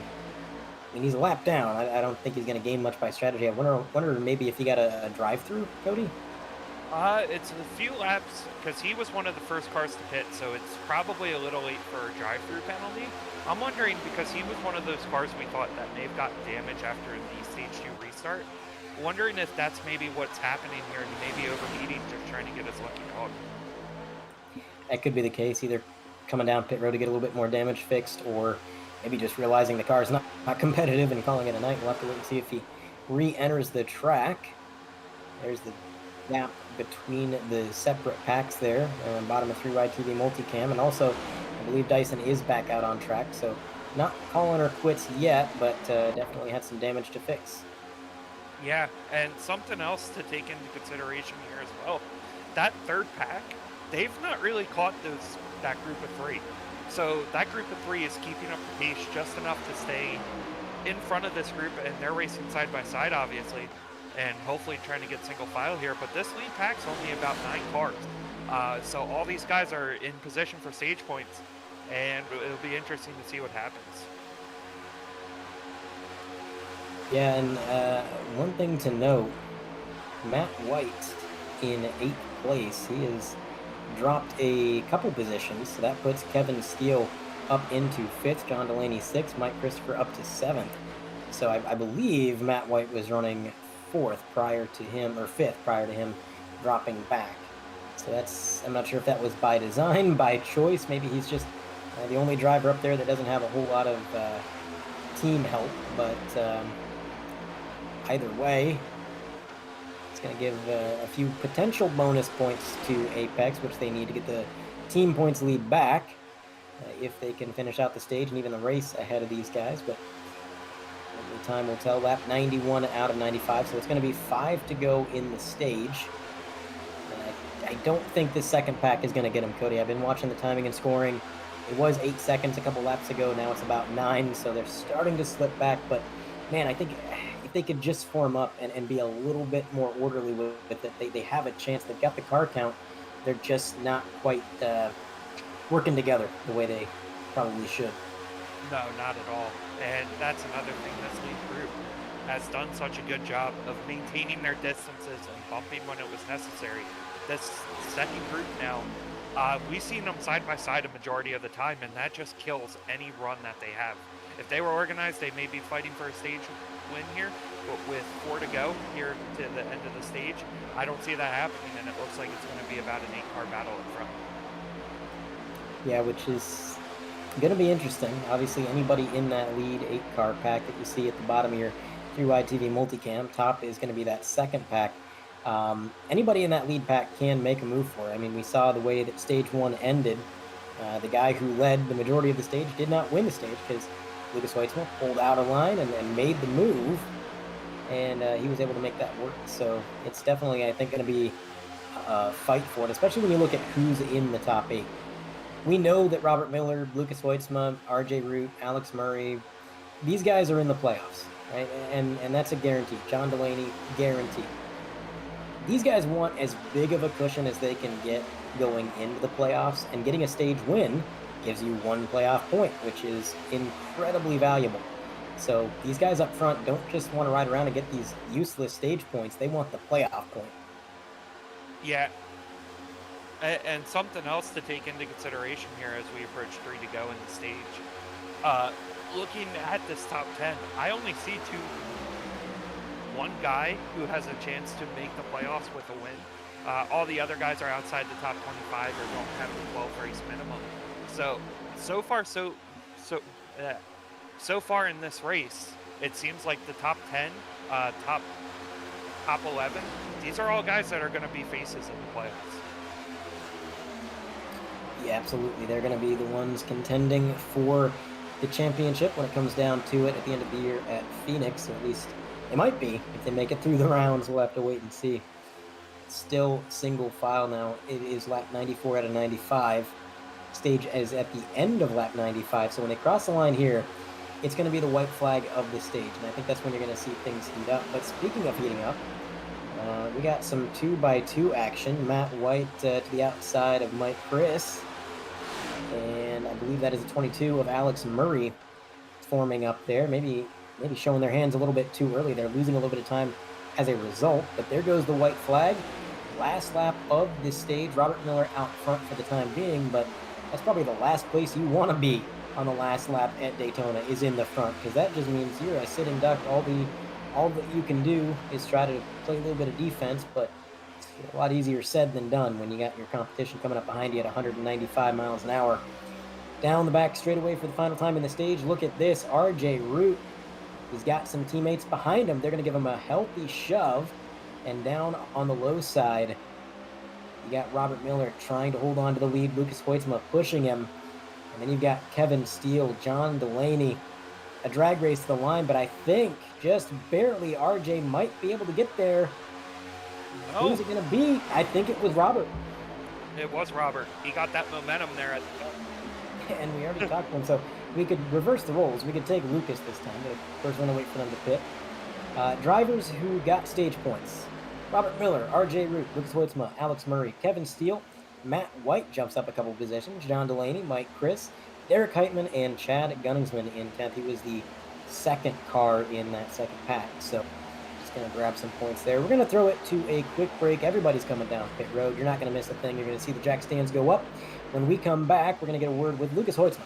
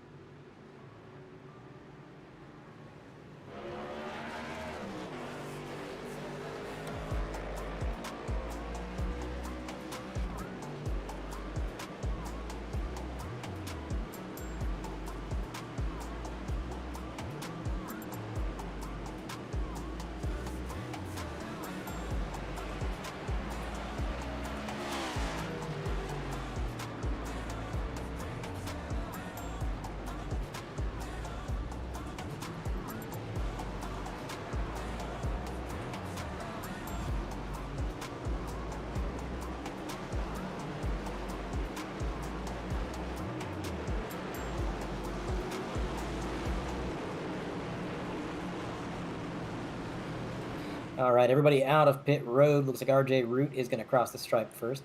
Let's go ahead and try and bring in the right driver this time. Leave it to me. Give me 1 second. Also, I believe he has locked up the regular season championship tournament. So that's All right. Lucas Hoitzma, are you there? No. All right, we'll put you back with your team then. No, we figured we talked to Robert when you won the stage. Now Robert gets the stage win, so we'll bring you in. Okay. I told you we'd get there eventually. We're just kind of doing things backwards, I suppose. But Lucas, you and your team seem to have a pretty good setup, and not only that, but it's all about the teamwork out there. You and Mike, Chris, and Robert, you guys have been pretty much linked up at the bumper all night long. What's it going to take? I feel like the field's getting sick of me pushing the lead car, so I don't know. Somebody's going to try to force me out of there.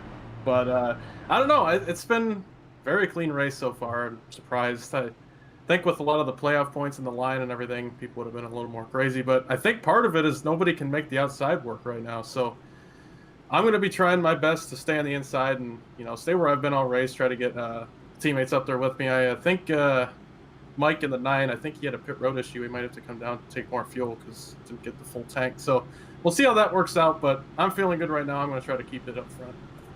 Yeah, you mentioned that everybody's struggling to get the high line to work. We've seen that time and time again, and we keep talking about it in the booth. Everybody jumps up, and they start to get a good run, and then it just immediately dies out. Do you think there's anything that can be done to make the high line work, or is it just a matter of this aero package and these tires that we have that just kind of prevent it? I think you get the wrong cars on the bottom and the right cars on the top, and it can work. It's just not really worked out so far this race. Gotcha. All right, well, lights are off on the pace car, so we're going to put you back with your team. Thanks for your time, Lucas, and good luck. Thank you. So we got the right driver that time. Not the stage winner, but we did talk to both the stage winners. Look, we got a checklist. We got the checklist, talked to both stage winners. It doesn't say what order we have to do it in, and we just happened to guess right when we pulled in Robert the first time. Exactly, wrong formula, right answer. I'm not going to show my work to the teacher, but just know that it was right. okay. that works for me. So. Well, I mean, yeah, you're an accountant. I should hope that you can show your work. Yeah, most of the time I can. Just don't ask for 5 years of my tax returns, please. But anyway, looking at how the field's broken out now, looking at timing and scoring, Lucas did fall back a little there, back to 5th. So he's going to have some work to do to get back up towards the front here in this third stage. Yeah, that is going to be a bit of a task, but it's a plate race. I think if ever there was a track where you were going to have to pass a whole lot of cars and do it in short order, I would say Daytona is probably the way to go. Daytona, Talladega, Atlanta now, I think all very doable. But we are rolling out of turn 4. It's going to be RJ Root. Now, he's in a very good situation right now. He's got a teammate to his outside, and if they time it right and they count it down on the radio, Alex Murray can dive down to the low side. He can link up just like the LMM boys have been doing and maybe push his teammate out to an early lead. So I think really the cards are all in the hands of RJ. Let's see if he can play those cards right. Away he goes in the Geico restart zone. Alex Murray should be ducking down here.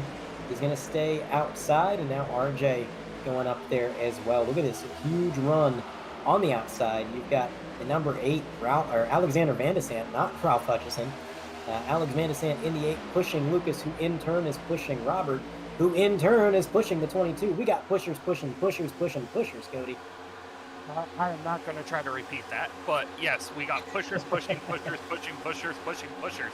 But Alex Van de Sant is another team that has that, but it looks like they're trying to get the stop line to work here with Jason S is not for strategy Taylor currently leading that outside line. Another guy, win and you're in. So I think we're about to see the temperature rise here in Daytona and action ramp up. Yeah, I think the other thing to consider here is that it's the final stage, and these guys have seen the exact same thing that Lucas saw. Look, outside is not the place to be. So if you're on the outside and you're forced to make it work, you got to drive your heart out. You have to push. You have to do everything you can. So they got really aggressive on that first lap trying to make it work. And the sad thing is, Cody, it still didn't work. That outside isn't really going anywhere. Jason stuck in 6th place, not really making up much momentum. And now the bottom has not only the preferred line, but they got the car count as Alexander Van de Sant moved down, the 92 moved down. You got Derek Heitman back there, who I'm sure is trying to get up to his Prodigy teammates that are currently running 1-2. So, I mean, we'll see. They're sticking with them, but they're just not making much of a headway. Yeah, and you know Jason is hungry for a win. Last year was oh so close to locking into the playoffs over Devin Medeiros. But it looks like he has another fighting chance here tonight, and he's going to need some more help on the outside and hopefully get some more of his teammates. But looking right now, it looks like Prodigy has these top 2 spots on lockdown as we approach lap 103. Yeah, they're doing a good job with the teamwork, and it's not a surprise. These guys have been pretty coordinated, I would say, not just through the plate tracks, but everywhere else as well.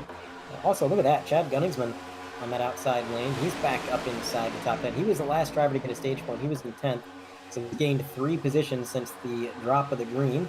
And we saw him lead a lot of laps back in stage 1. Didn't quite get the stage win, but knew that he had a car to lead, and he did get the pole tonight as well. So that's something to consider when you think about the potential behind the wheel of the 97.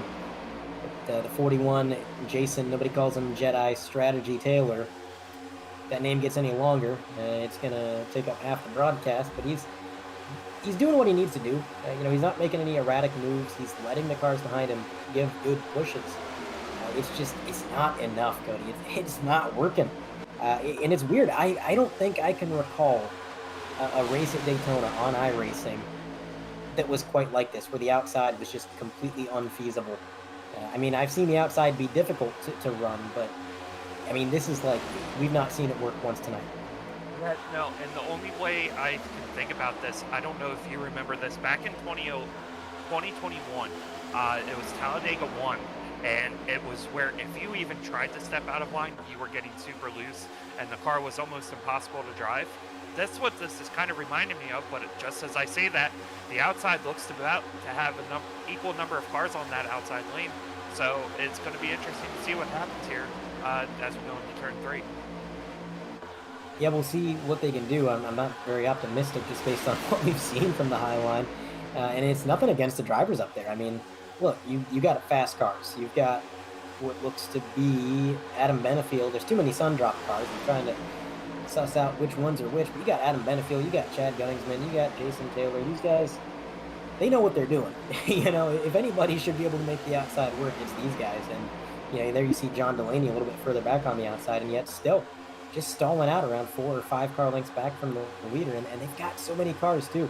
It's almost an even car count. I think the inside's got maybe 3 more, but just still not working. And somebody's way out of line. That's Matt White for the 2nd time since the drop of the green, going through wide. SOB is going to work his way, or at least try to work his way around him in the middle of a through wide situation. Matt White nowhere to go but to hold that line and hope for the best.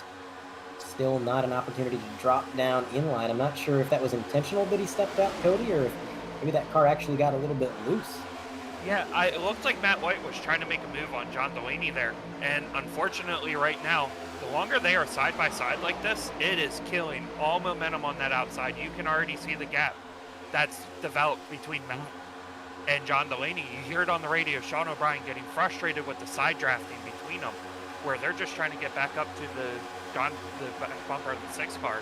And it's just not happening with the side-by-side race or 3 wide racing like it is. We have Ann Van de Sant in the chat cheering on Alex Van de Sant in that number 8 machine. Currently running 7th. This is definitely a good race to be pulling for that number 8 machine. He's had a good run all night long and definitely showed a lot of potential. We're going on board now with Van de Sant, trying to follow in line with Lucas Hoytsma, tuck in and use that draft best he can. On his outside, you see Jason Taylor, who has been very persistent, although maybe not super successful out there. The straightaways is where that outside really does get a bit of an advantage. You can see them start to gain some time, and then they get to the corner, and that time all goes away.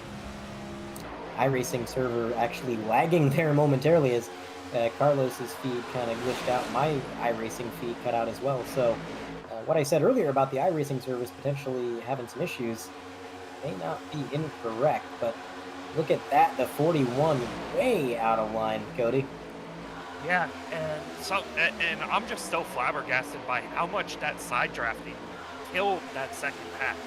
Now it's non-existent, and Jason's got to be careful here. He can't lose that draft, or else he's going to fall back into this group and go to the back of this while still needing a win. Yeah, you don't want to lose the lead draft. If that happens, that's bad, especially in this race because, look, any other race, I'm going to say, look, you drop back, you start to lose the lead pack, don't worry about it. You're going to get a caution. It's going to bunch the whole field back up. We are 108 laps into the Soda Wars 400 2023 edition. We've not seen a caution for cost. So if you lose the lead pack, there is no guarantee. In fact, I would argue the Larry Mack trends of the race say you're probably not going to get one, Cody. So you got to be careful to stay in that draft. Yeah, and especially just looking like you mentioned, seeing how clean this race has been. Obviously, we're seeing some more aggression towards the back of this field. Matt White took it 3 wide again, breaking up the path once again. So now there you are, currently 3 seconds off the rest of the field. It's not a guarantee. If you lose that draft, you're getting a caution. And we will have another set of pit stops coming up in about 20 laps. Once those hit, it could be green to the end, and it could be game over for some of these guys. RJ continuing to lead the way. Lap 110 out of 160. We have 50 and a half laps to go once they get to the back straightaway. Tell you what, let's take in the sights and sounds of Daytona, although we're probably not going to be able to see the plane anymore as it is dark out. We'll take in the sights and sounds one more time with a Bring the Noise.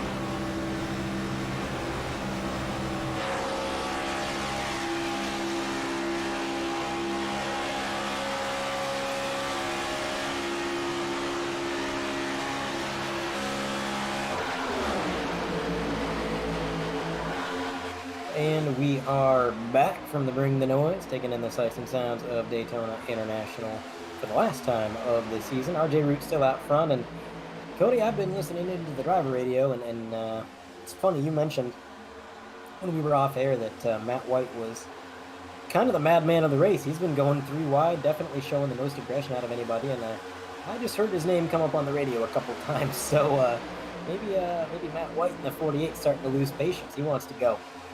Yeah, you're starting to see a lot of these drivers get frustrated with the 3 wide. You're seeing, like I mentioned, they lost 5 seconds since the start of this run, just because of the 3 wide. So these guys are starting to get frustrated. We're starting to get down into crunch time.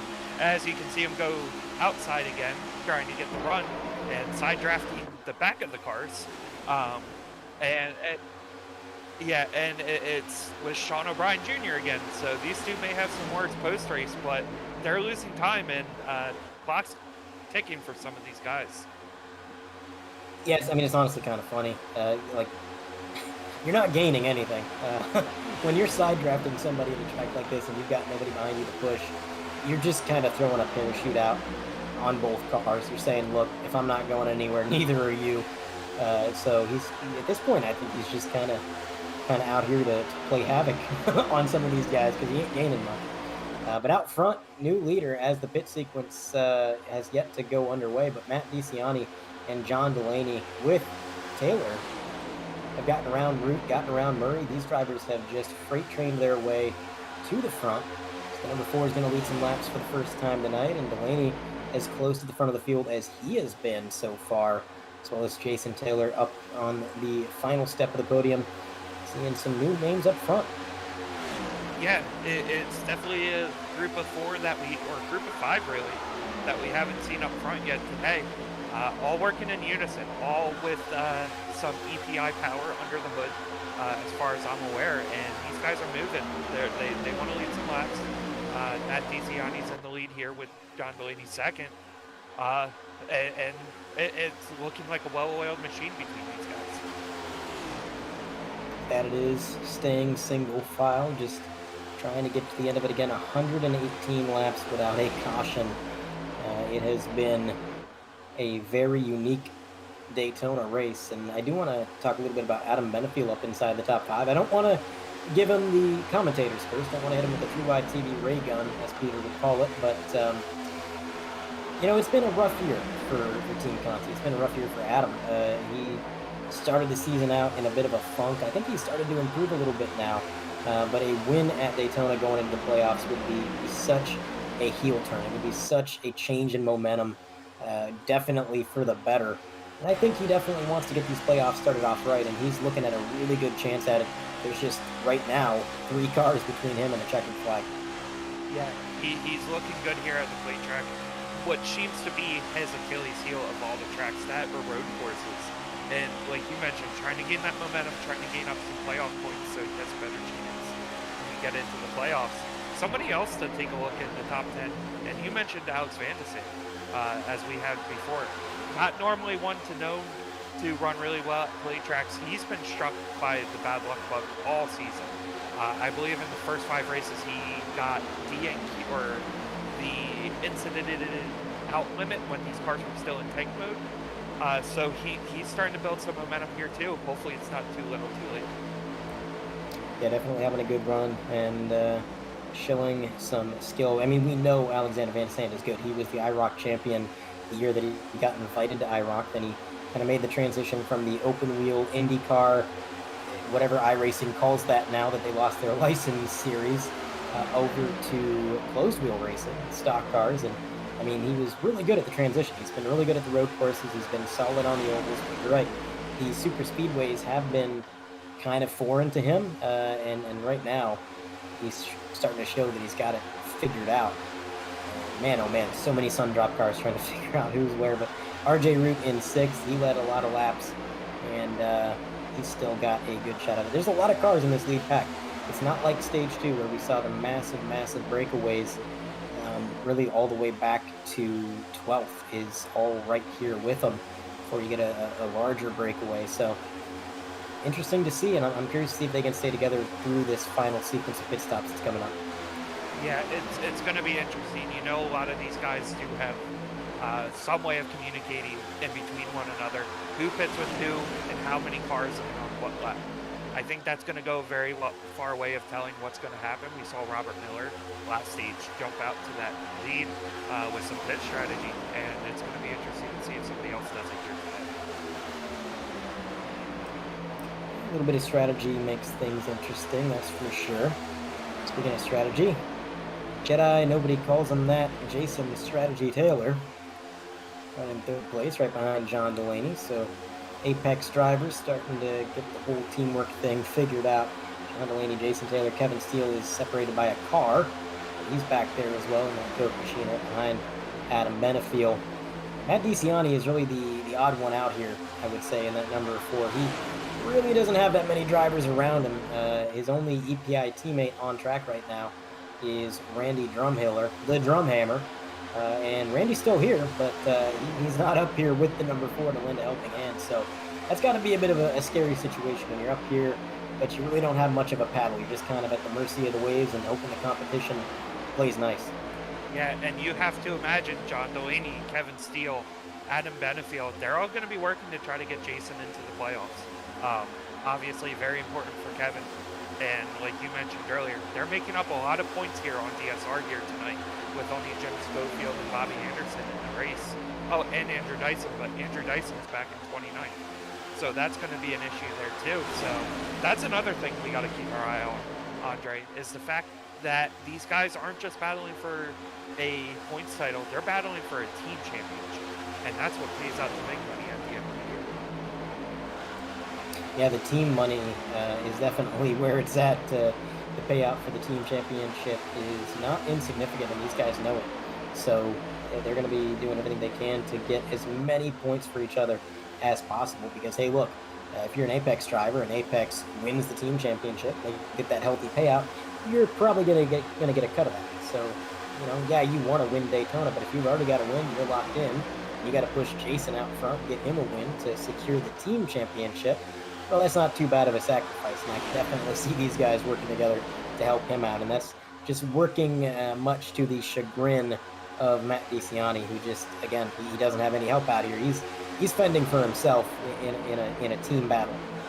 Yeah, and obviously EPI does have the connection with Team Conti and everything, but there is also some friendships that lie ahead in this. And actually thinking about it, I believe Adam Benefield and Jason S. Taylor do have a sort of Jason rivalry, can you say? Last year he betted Adam that Adam wouldn't make the championship 4. That was originally he wasn't going to make the playoffs. It's one of those Jason rivalries, Andre, that you know all about. Yeah, the ones where Jason invents a rivalry in his head with somebody who is blissfully unaware that he even exists. But Jason just kind of shakes his fist at the clouds and says, "Darn you, whoever I've decided is bad this week." He's a fun guy. Jason's a fun guy. We put it that way.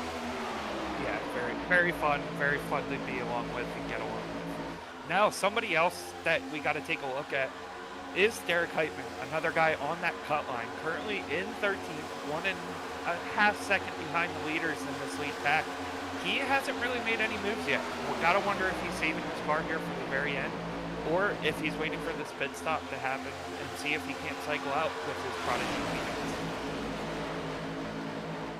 That could be the case. It's pretty important who you cycle out with and who you enter with as well. So sometimes just trying to get linked up with the right crowd can sometimes delay your pit strategy, kind of keep you from pitting when you want to, if you just don't have a clear track or you don't have your teammates around you. So we'll see how that plays out, but still DeCiani out front, lap 127 out of 160, getting closer and closer to the end of this race. So with 33 and a half laps to go, I'm going to make a request for Carlos to put a poll in chat. Are we going to make it to lap 160 without a caution for cause? Not one single caution for cause so far tonight. Only stage cautions. Can we do 33 more laps? If we can go 33 more laps, Andre, I will honestly not know what to say. going 160 laps with an online race, with how often we see netcode, and there not be a glimpse of issue, that may be the most impressive thing I may ever see. Yeah, I mean, it's one thing to have a Daytona race without cautions, but to have a full-length Daytona race without cautions with a 30-car grid, that is, I'm not sure I've ever seen that. I've seen something close back when the NSRA was a truck series. I was commentating with them with Peter Short here on 3Wide TV. They had some plate races that went caution-free, but those races were half the length and oftentimes half the grid size. So it was impressive, no doubt. But this would be, I think, unprecedented as to what I've seen. Yeah, absolutely. Obviously, we're starting to see it more so in the Cup cars too. Last week at Watkins Glen, there was one caution for cause halfway in. Oh, and there's, I believe that's Matt DiCiani sliding across the infield on the backstretch and into the wall. No. Matt is going to be potentially a... No. We are staying green, ladies and gentlemen. So Matt DiCiani now a little bit damaged and way behind the field. That hands the lead to John Delaney. Let's take a look at the 3Wide TV replay. We just had some support for Matt DiCiani in the chat, and unfortunately, they tuned in at a bad time.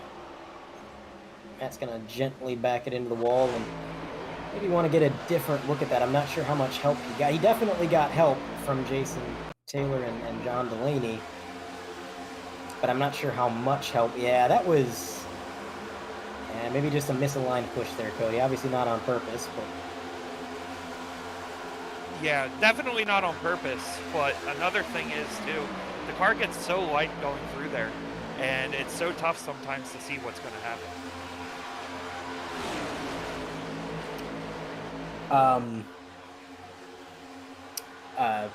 I'm watching the real life race. There was just a massive incident, kind of terrifying to see.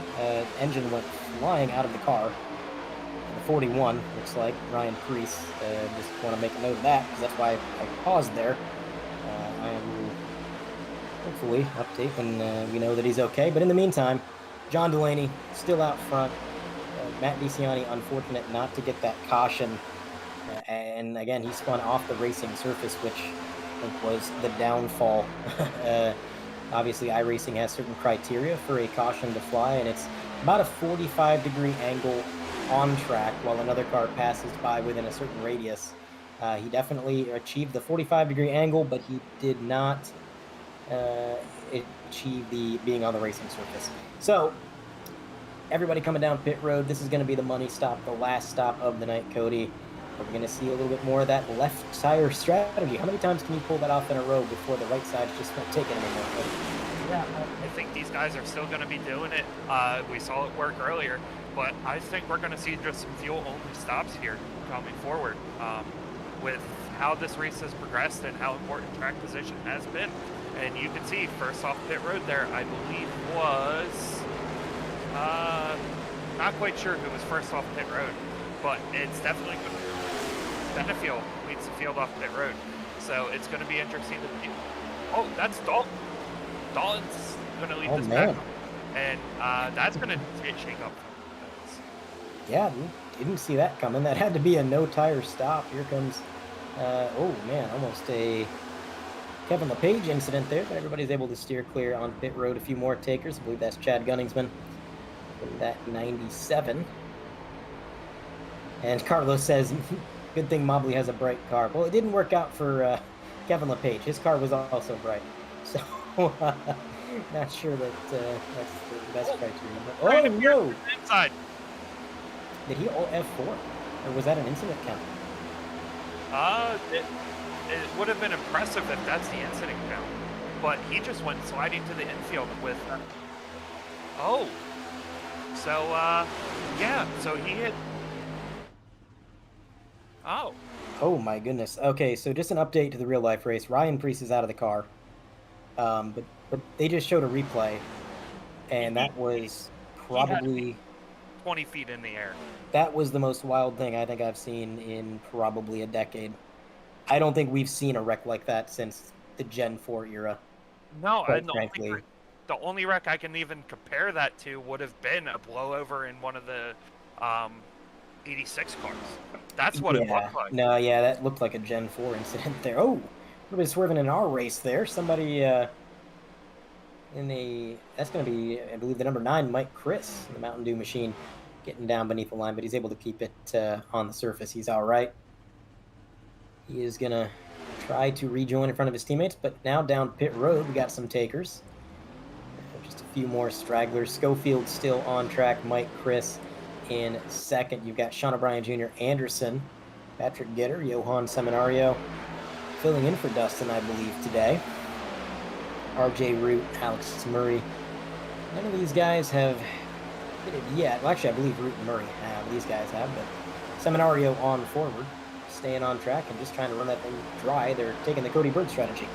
Yeah, and hopefully it works out for them. We've already seen 2 cars spin already, which we hadn't seen at all tonight. Obviously, no caution came out. But when this group of cars pit here, it's going to hand the lead back to RJ Root. I don't know of any stop that can only take 20 seconds here, Andre. Yeah, that's a very short stop. We'll take a look at the TV replay and try and figure out exactly what happened to Brandon Pierce. He had Dyson behind him.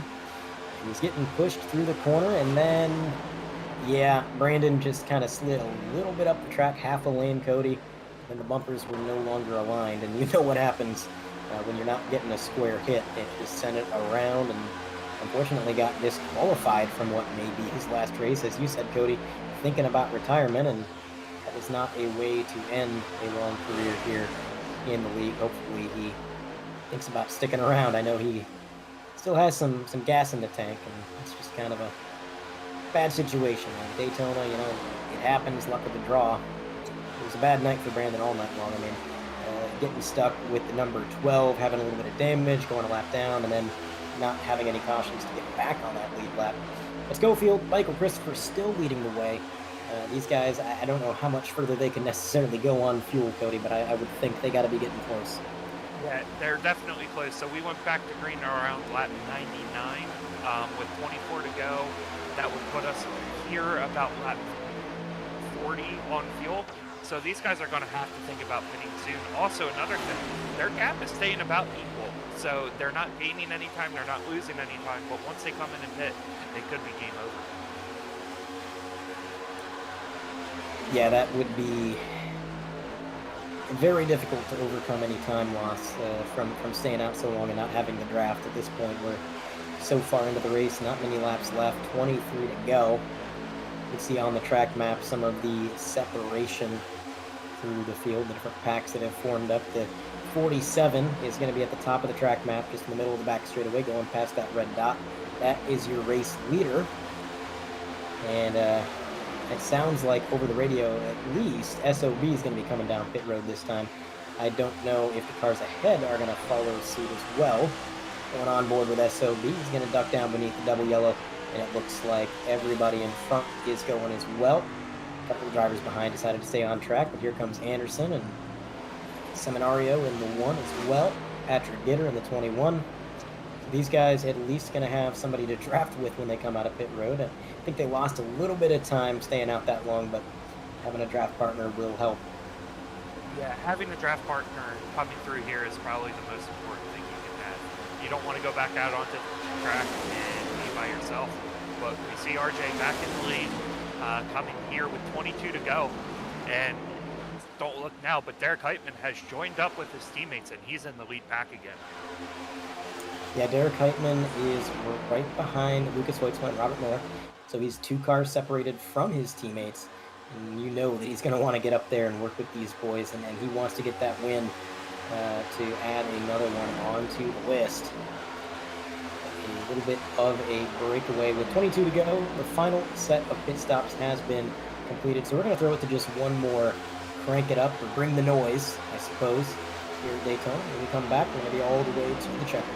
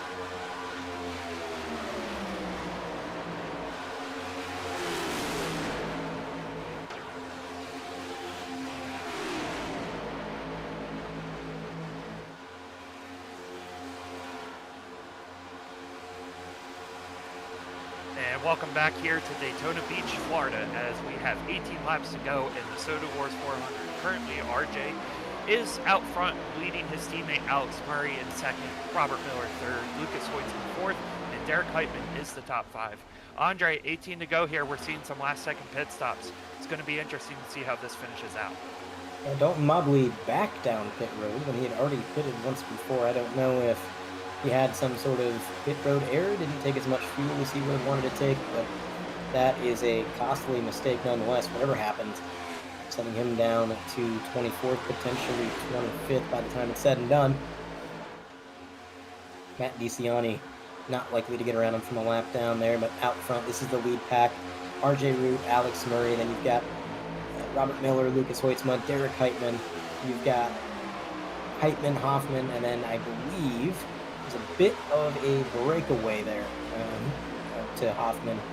And that is the pack where you're going to find John Delaney, Adam Benefiel, Mark Paget, drivers that were up front earlier in the night, but now find themselves separated at the wrong time.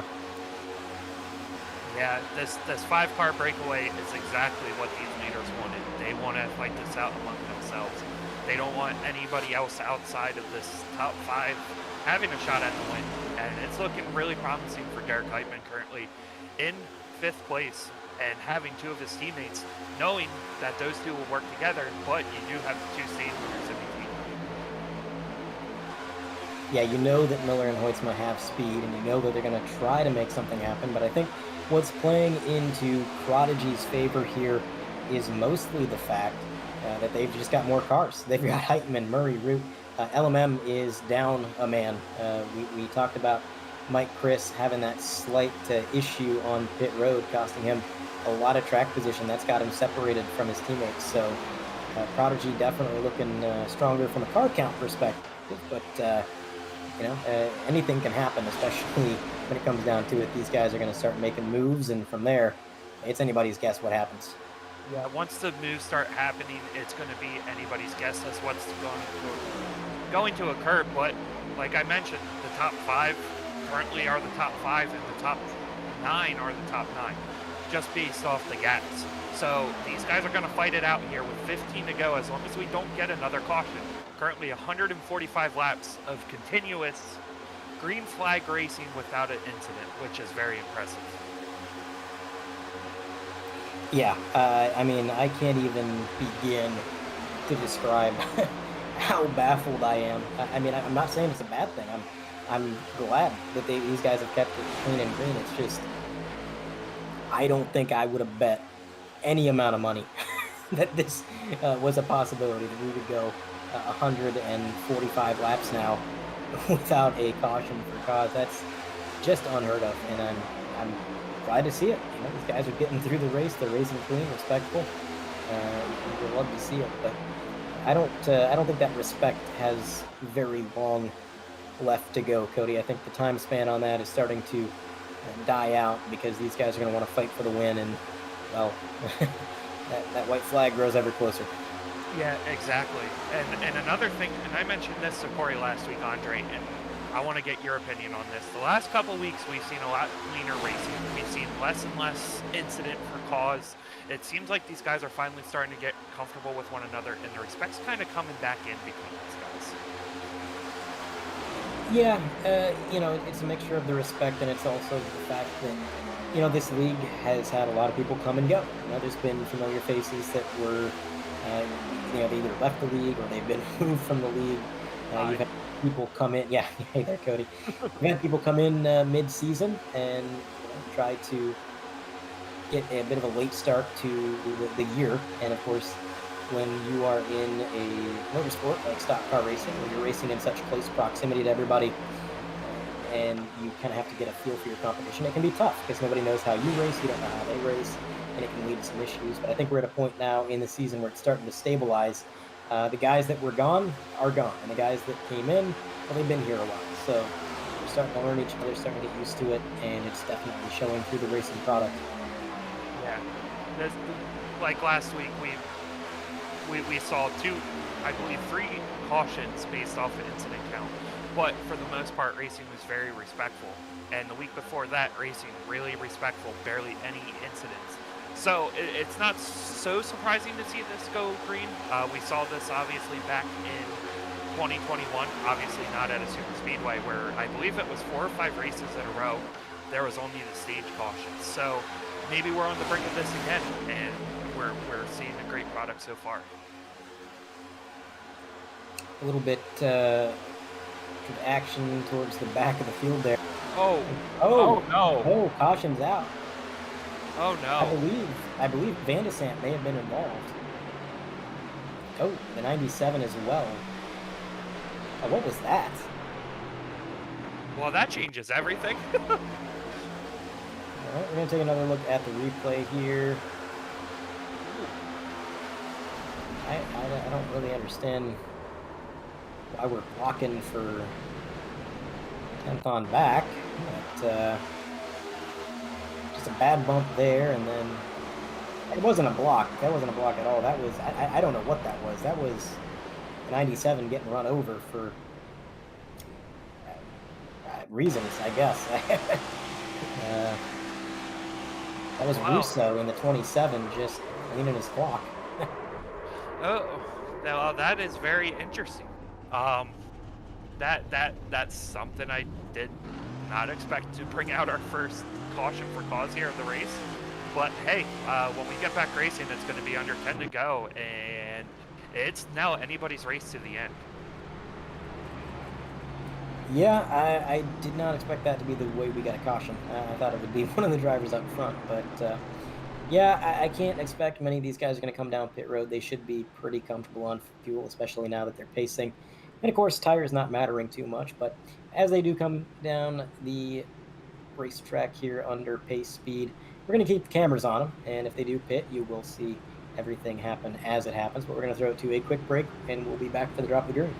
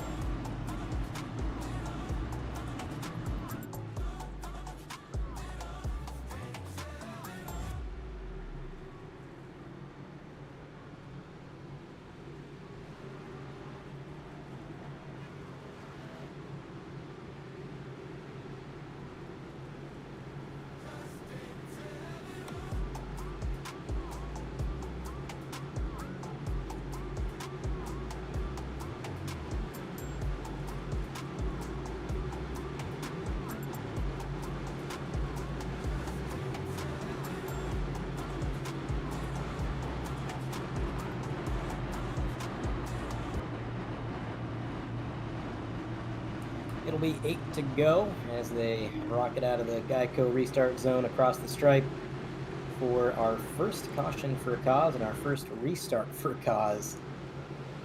Very short amount of time to go, but a lot of drivers now brought back in contention that a few minutes ago seemed to be in a bit of a hopeless situation. Now they've got a shot at a win. It's going to be 2 wide all the way back. Everybody on the lead lap up to 24th. DeCiani, the first car lap down. There goes the pace truck, field in the hands of RJ Root, who has opted to take the high side a little bit confusingly. But away they go. Good jump for that 45. Lucas Hoisman not doing much to help him. I think we're seeing a little bit of the teamwork in effect here. Lucas not trying to help Prodigy, and Prodigy not trying to help them. Always fun at Clay Tracks. John Delaney now on the blow line, trying to pick up a few positions. But RJ Root, Alex Murray working together really well as they have all night long. Out front, down the back straightaway. Yeah, we're going to see patience start to run out for some of these guys as we're with 8 laps to go. We're already seeing more aggression than we've seen all night. And it's coming from guys who need to win to make the playoffs. That it is. Lucas Hoitzma is trapped on the high side. He's dropping a few positions. Now Adam Benefield going to slot up in front of them. Bit of a bold move. We got a spin towards the back of the field. Who is it? It is a red car. 2 cars involved. Dalton Mobley, I believe, is one of them. So 77 going to take a tow. No caution. Couldn't quite tell who the other car was. I believe the 04. Dyson in the 04. So, oh no! Robert shooting out to the high side. I don't know what that was about. It didn't look intentional. Car might have just got a little bit loose. But now we've got 2 Sundrop cars, one on the bottom, one on the top, fighting for the lead. Taking a look at the 3-wide TV replay. Let's try and figure out exactly what happened between Dyson and Mobley. Oh, looks like Dyson got a little help off of somebody else. Oh, we got a big one. Big one. And that is a big, big incident. Lots of drivers caught up in that. Drivers that were competitive. Lucas Hoitzma. Robert Miller involved. Looks like the 97, Chad Gunningsman. That guy can't catch a break tonight. Matt White incidented it out on the backstretch. So a lot just happened there, Andre. Yeah, that was something. That was a thing. Let's take a look at the 3-wide TV replay again. Looks like Johan got a bit of a shot from the 21, but they didn't start wrecking there. It actually started a little bit after that. Robert Miller. Yeah, that was 2 separate wrecks happening simultaneously. I'm having a tough time deciphering exactly what's going on there. I'm going to keep my eye on the 41, because I know that he was involved in this. I'm not sure if it started. Oh, it was the front of the field. So yeah, that definitely started a bit further up from Jason. It was the front of the outside row. Let's try to take a different angle at it here. See if we can't. There's Johan again, the 48 disappearing. He may have been disqualified. It was Adam Benefield. Adam Benefield got loose, and that kicked off the whole thing. Now, I don't know if he got loose on his own. Maybe the air got taken off the spoiler. Maybe he got a little help. That Sundrop car went around, and you've got a full field. Oh, Lucas Hoitzma, this may have been a bad push. They're making up a ton of time. They are booking it through the corner, but you can see right there, Cody, they get misaligned, and that was all it took before several cars are going to take an early exit. Yeah, that was probably one of the harder hits I've seen here, as you see Adam just in reverse on the wall. Unfortunate end to his race. Obviously towards the front most of it, and it ends in utter disappointment. But don't look now. Derek Heitman into second, and Kevin Steele is in fourth, Andre. And we know Kevin Steele is no stranger to victory lane here at Daytona. Now, he won the Daytona 500 a couple seasons ago, but I don't believe he has a Coke 400 under his belt. Or I'm sorry, a Soda Wars 400 under his belt. So that would be an interesting turn of events, wouldn't it, Cody? I mean, the guy is all but retired, doesn't really want to race anymore, keeps getting pulled out of retirement, and now he's looking at a very real possibility of a Daytona win. We got a driver in the infield care center. It's going to be Adam Benefield. Unfortunately, it was my driver who cleaned his clock, so this is going to be fun. saw you. Mr. Benefield, you got a copy? Yeah. Bell's still ringing. Yeah, yeah. Adam, I'm going to have to apologize on behalf of LMM. My boy just cleaned your clock, it looked like, and going to have to apologize for that. Yeah, he 110% cleaned my clock, and the other driver, I think, was trying to throw a block on the outside and completely shot the block, and I think that's what happened to Robert. That was kind of comical. I was actually laughing about that going down the back stretch, but yeah, man, sucks. We had a very fast sun drop, high rock vodka, Apex Designs, Martin PC, EPI Chevrolet. We were just biding our time, kind of working with Delaney this week, and Johan stepping in for Dustin and Gitter, and we kind of got separated, but we still have me and Delaney there. But I don't know. I guess Lucas had different plans for me. Yeah, that was definitely a push to get on a ride. It seems like this race has taken a turn for the chaotic here at the end. But I mean, before this, it was almost 150 laps of racing without caution for cause. What are your takeaways from this race? I mean, it's been definitely a strange sight to see. Yeah, definitely strange, really boring, but we had a very fast high rock, sun drop, Martin PC, EPI, Chevrolet, and we're gonna go get us some high rock right now. Yeah, you could probably use it after that one. Hopefully the bell quits ringing soon, and tomorrow you remember where you're at, and LMM doesn't have to pay any medical bills. So. Yeah. All right, Adam. Well, thank you for your time. Good news is you're in the playoffs, so we'll see you next week. All right, bud. Yeah, I think everybody could use some higher. I definitely could. LMM in shambles after that one, Cody. Yeah. Adam's so good at giving interviews, he thanked his sponsors twice in the same interview. That's very impressive. So congrats, Adam. Definitely going to be getting some free Stunt Drop, High Rock, EPI, Martin PC, Chevrolet products here in the future as we're coming back to green here with 3 to go. So only 3 laps to go in this race, and look who's up on that front row. The ever iconic green, white checkered restart that you hear so much about in NASCAR. The pace truck going to pull down pit road, and it's going to be interesting. Kevin Steele, John Delaney, Derek Heitman, RJ Root. It's going to be teammates versus teammates, and we're going to see which team prevails. And you got Mike Christopher, Jim Schofield, Johan Seminario. These guys all hungry for a win, and they all have a shot at it. Green flag flies, and again, RJ has been really good on the restarts tonight. He's never allowed himself to get too far out to the point where everybody else gets a run on him and makes the pass, and I think that's what's been so smart about it and how he's maintained the lead on these restarts. We got Kevin Steele on the outside. That could be disaster. We've seen how bad that outside's been all night long. He's got Mike Chris behind him. Down low, John Delaney gives a shot to Derek Heitman, who himself is pushing his teammate RJ Root. And you mentioned earlier, Cody, last time we went to a plate track, it was Atlanta, and well, guess who won? The guy that's currently leading right now. Yeah. This time, though, he's out in front as coming to 2 to go. Last time, obviously, there was contact between him and Cam Steele. No. Oh, boy. Oh, we're still green. They're going through the infield. We're still wrecking. Oh, boy. This has got to be yellow. Oh, no yellow yet. How is this not a yellow? There's cars everywhere. I am not quite sure, but if you look now, here comes Johan Seminario in second on the back bumper of RJ Root. There's contact Oh, behind him. boy. This is going haywire here, Andre. Yeah, I think these guys forgot what a stock car is momentarily, but we're going to get it back in order, it would seem. Coming through 3 and 4 for the penultimate time. It'll be the white flag this time.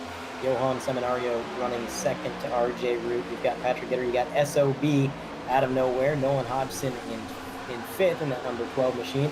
Here goes SOB down low. He's going to pick up one position on Gitter. See if Nolan goes with him. He does. He's going to give him a huge push. White flag officially in the air. The next flag is going to end it. 3 wide for third. Here comes Johan Seminario to the back bumper of the 45. He's got to time this move just right. Makes it too early, and he's just going to take it back. For second place, look at this. Patrick Gitter. He's going to try to pass his teammate, just potentially holding him up a little bit here. Another shot from Nope, and around goes Johan. They're racing back. Yep, no caution yet. They're going to race back to the line. SOB on the outside, but he's got no help. I think this is all RJ. Nobody can take it from him. Oh, there's another spin behind him. RJ Root wins by virtue of being alive, and everybody dies behind him. Well, that was interesting. I think the list of cars that didn't wreck on the last lap is shorter than the cars that did. I think it's one. Yeah, yep, that guy right there. It's him. Yep. So RJ, yeah, Dr. Pepper Keurig wins Soda Wars, but yeah, RJ's becoming kind of the road course king here. Andre, still trying to dissect what just happened. Hold up, road course king. Super Speedway king.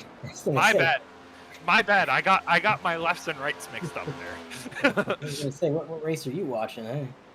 He's gonna come down to the infield grass. He's gonna do some celebratory burnouts, making it 2 out of the last 2 plate races. Man, oh man, what an event! I don't think any of us saw that one coming. I just don't know what to even say. Like, that's the thing. Like, the last 3 laps were just everywhere. Like, have you ever, Cody? I have never. And every year I am more and more surprised about what happens. Yeah, I mean, it's interesting because Daytona, you never really know what's going to happen, but it still finds new ways to surprise you. You expect to be surprised, and you still leave a little bit confused as to what you just saw. So, yeah. What a race, though. I mean, the 45, getting away from the chaos of it all, RJ really did run a perfect race. He kept that car clean. He was able to play defense, kept the cars behind him, and never let anybody get a big run. Didn't even really have to throw any blocks. He just timed everything right. But there is your final race results. RJ Root taking the win. SOB comes up P2. Owen Hodgson's going to be 3rd. Robert Anderson 4th after an up-and-down night. Alexander Van de Sant, he was spinning through the infield not long ago, but he rallied back to a top 5. Wayne Grassy with what may be a career-best 6th-place finish. And Mike Christopher is going to be at P7. Jason Taylor going to be 8th place. Patrick Gitter 9th. And Derek Heitman rounds out the top 10. 11th is going to be Matt DiCiani. Disappointing result after a great run all day. John Googsman, pole setter, finishes 12th. 13th will be Randy, the drum hiller, coming home a respectable 13th. Johan Seminario comes home 14th after being 2nd on the final lap. And Kevin Steele is the last car on the lead lap in 15th. 16th, John Delaney. 17th, Lucas Hoytsma. 18th, Tanner Marty. 19th, Jim Schofield. And 20th, Andrew Dyson rallies back up to a top 20 with all the chaos that happened. Robert Miller is going to finish 5 laps down in 21st. Andrew Russo, Clayton Hoffman, Alex Murray, Adam Benefield, Mark Paget, Matt White, Dalton Mobley, and Brandon Pierce is going to round out the field in 29th. Now we're going to try and line up some post-race interviews if we can find them. Just give me one moment here.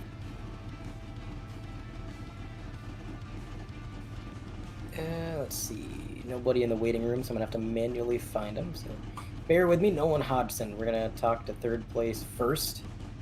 And then while you're doing that, I'll drag down 2nd and 1st. I appreciate it.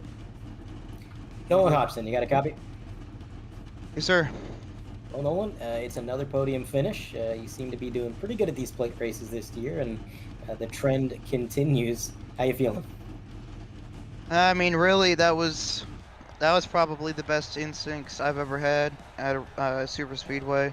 I mean, really, before I probably would have just followed Sean back up there and turned myself off of I think it was Robert. Probably would have turned myself off of Robert, but I was able to sense that and stay with Gitter there. But yeah, I mean, it was a whole set of circumstances that really led me to this being in position there. being able to get through that one wreck really was helpful in all that. So yeah, I mean, I was kind of surprised towards the end there that I was able to be collect this good of a finish with where I'd been running the whole race, but I'll take it nevertheless. Yeah, your race was definitely an interesting one to follow. In stage one, you and Brandon Pierce had a bit of an issue on that initial start. You guys both went a lap down, and then it was a drag race to the stripe for that lucky dog. You beat him to get that lead lap back by, I mean, half a car length. It was close. And then from there, you went from a lap down to finishing on the podium.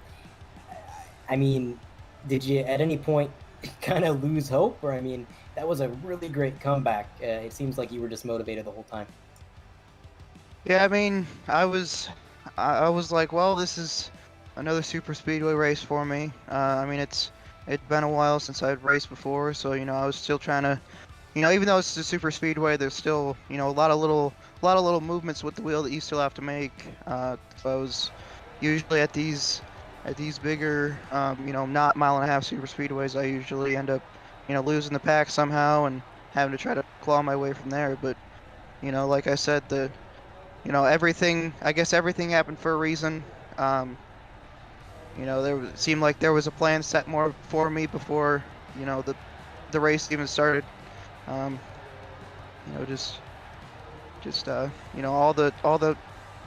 the things that happened led me to this, and I'm happy to accept it. All right. Well, again, congratulations on the podium. Before we let you go, is there any shout-outs you'd like to make? Well, I'd like to shout out my parents for letting me do this. DGR, the boys back in the shop for providing me with the setup. Morningside University. I'm in college now using that Wi-Fi, so that's good that they help provide that and the space to be able to do it. So yeah, that's about all I got. All right. Well, again, congrats on the podium. Thanks for your time. Thank you. All right. Now I believe Cody Bird is caught up with second place SOB. Sean O'Brien Jr., this is Cody. You got a copy? Hi, Cody. All right, Sean. So we heard you throughout the race. You were having some words with Matt White, so let's address that elephant in the room first. What were your opinions on what happened, and how did that affect the middle part of your race? It didn't just affect my middle part of the race. It affected the middle part of the race for everyone from 16th on back. I mean, he's trying to take it 3 wide for 15th, and he's dooring me down the back. I mean, I side draft whatever, but we're doing this for 15th. B, he's leaning on me in the middle of the turn when we're 3 wide, and C, everyone from 16th on back lost the lead draft. It wasn't for that last caution or those last couple cautions, we weren't up there. So it's just the whole league. Someone's always doing it. I'm just getting sick and tired of it. It's the same stuff at Atlanta, same stuff at Dega, same stuff at Atlanta 1, same stuff in the 500. And I'm getting sick of it. Understandable. All right, so walk us through that last caution. You seemingly came out of nowhere, up to second. What happened to allow you to get up to that position? Yeah, so when that caution came out 9 to go, I was like maybe half a lap to the good. So I came down, took gas, went to the back. That ended up working out. That big one with Adam off of 4, I avoided that. Some guys pitted because they're low on gas, so I was up to like 12th. And then on that last restart, started on the outside. I just kept rolling the outside.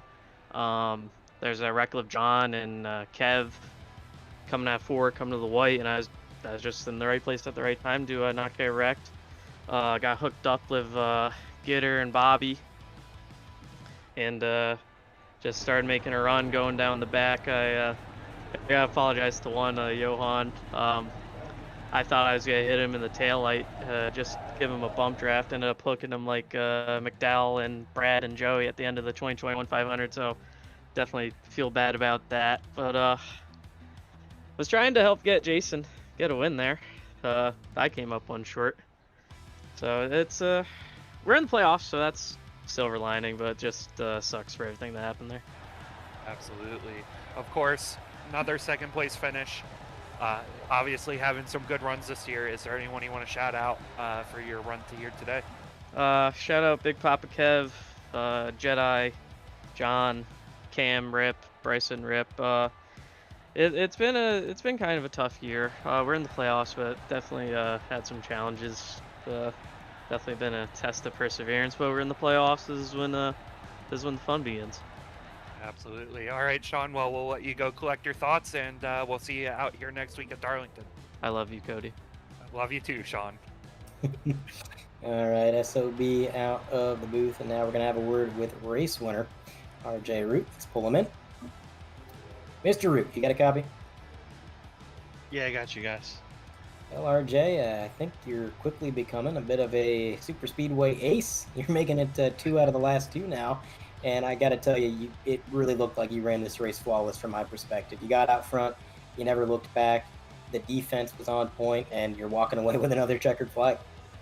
Yeah, it was so hard to pass. I mean, you couldn't run the outside the first 100 laps of the race.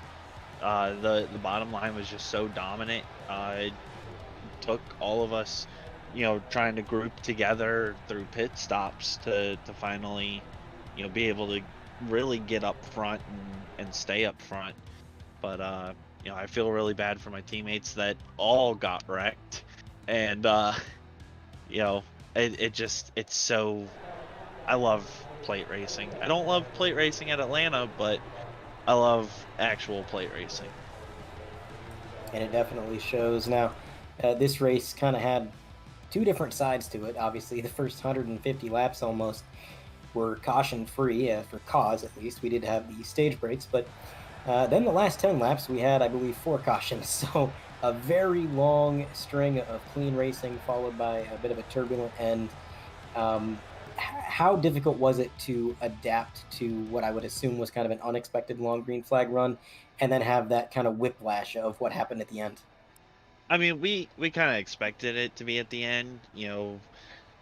Somebody was going to get over aggressive, and there was going to be a caution that was going to bunch everybody back up after pit stops. I mean, it's going to happen, especially when we're racing this fast, this close together. I mean, we were hitting record-setting lap times like half the race, and so people are going to make mistakes. People are going to be a little aggressive when it comes to the end. But I will tell you, the first 150 laps was shocking that we could not get an outside line to go at all. Yeah, Cody and I were talking about that up in the booth. It's just, I've never seen a Daytona race where, I mean, I've seen it where the outside is tough to run, but usually there's a way. Like, if you have enough cars, if you're clean enough about it, you could make it work. But tonight, it just seemed like anybody who went up there was just sentenced to fall through the field, and there was nothing you could do. So definitely an interesting race, but another trophy and another great way to get into the playoffs here, or at least keep that momentum going into the playoffs. You've already locked in. Before we let you go, is there any shout outs you'd like to make? I really got to give a shout out to Robert and Lucas for working with us tonight. I got to shout out everybody over at Prodigy for an amazing setup. Ryko Performance for their setup, and all the work that we've put in this week has been absolutely amazing. And gotta thank Brandon's Lasers and all the sponsors of Prodigy. I'm tired. That was a really long race, and usually restrictor plates aren't this long. It just felt so much longer because we didn't have any cautions. Yeah, definitely can get a little bit mentally draining when you don't have those cautions to break it up. But again, congratulations, and we'll be seeing you next week. Thank you. See you next week. All right, race winner out of the booth, and that is pretty much going to do it for our post-race show. Cody, I feel like we kind of both have the same takeaway, just a very unexpected race, but going into the playoffs, we're going to be heading to Darlington, which is a complete change of pace from what we had here and from what we've had the last couple weeks. We've had a lot of road course racing, and we had a plate race, but a little bit more traditional style of track next week. Yeah, absolutely. Obviously, Darlington, one of the toughest tracks on iRacing to actually master. So it should be a great race throughout. And of course, congrats to Jim Schofield and Sean O'Brien Jr. for claiming the last 2 spots into the playoffs. Congrats to them indeed. I've been Andre Grandpush, joined alongside Cody Bird, and for Carlos Acosta, pushing the buttons, bringing all the action to your TVs and computers. That is going to do it. We will see you next week right here on 100% for Darlington.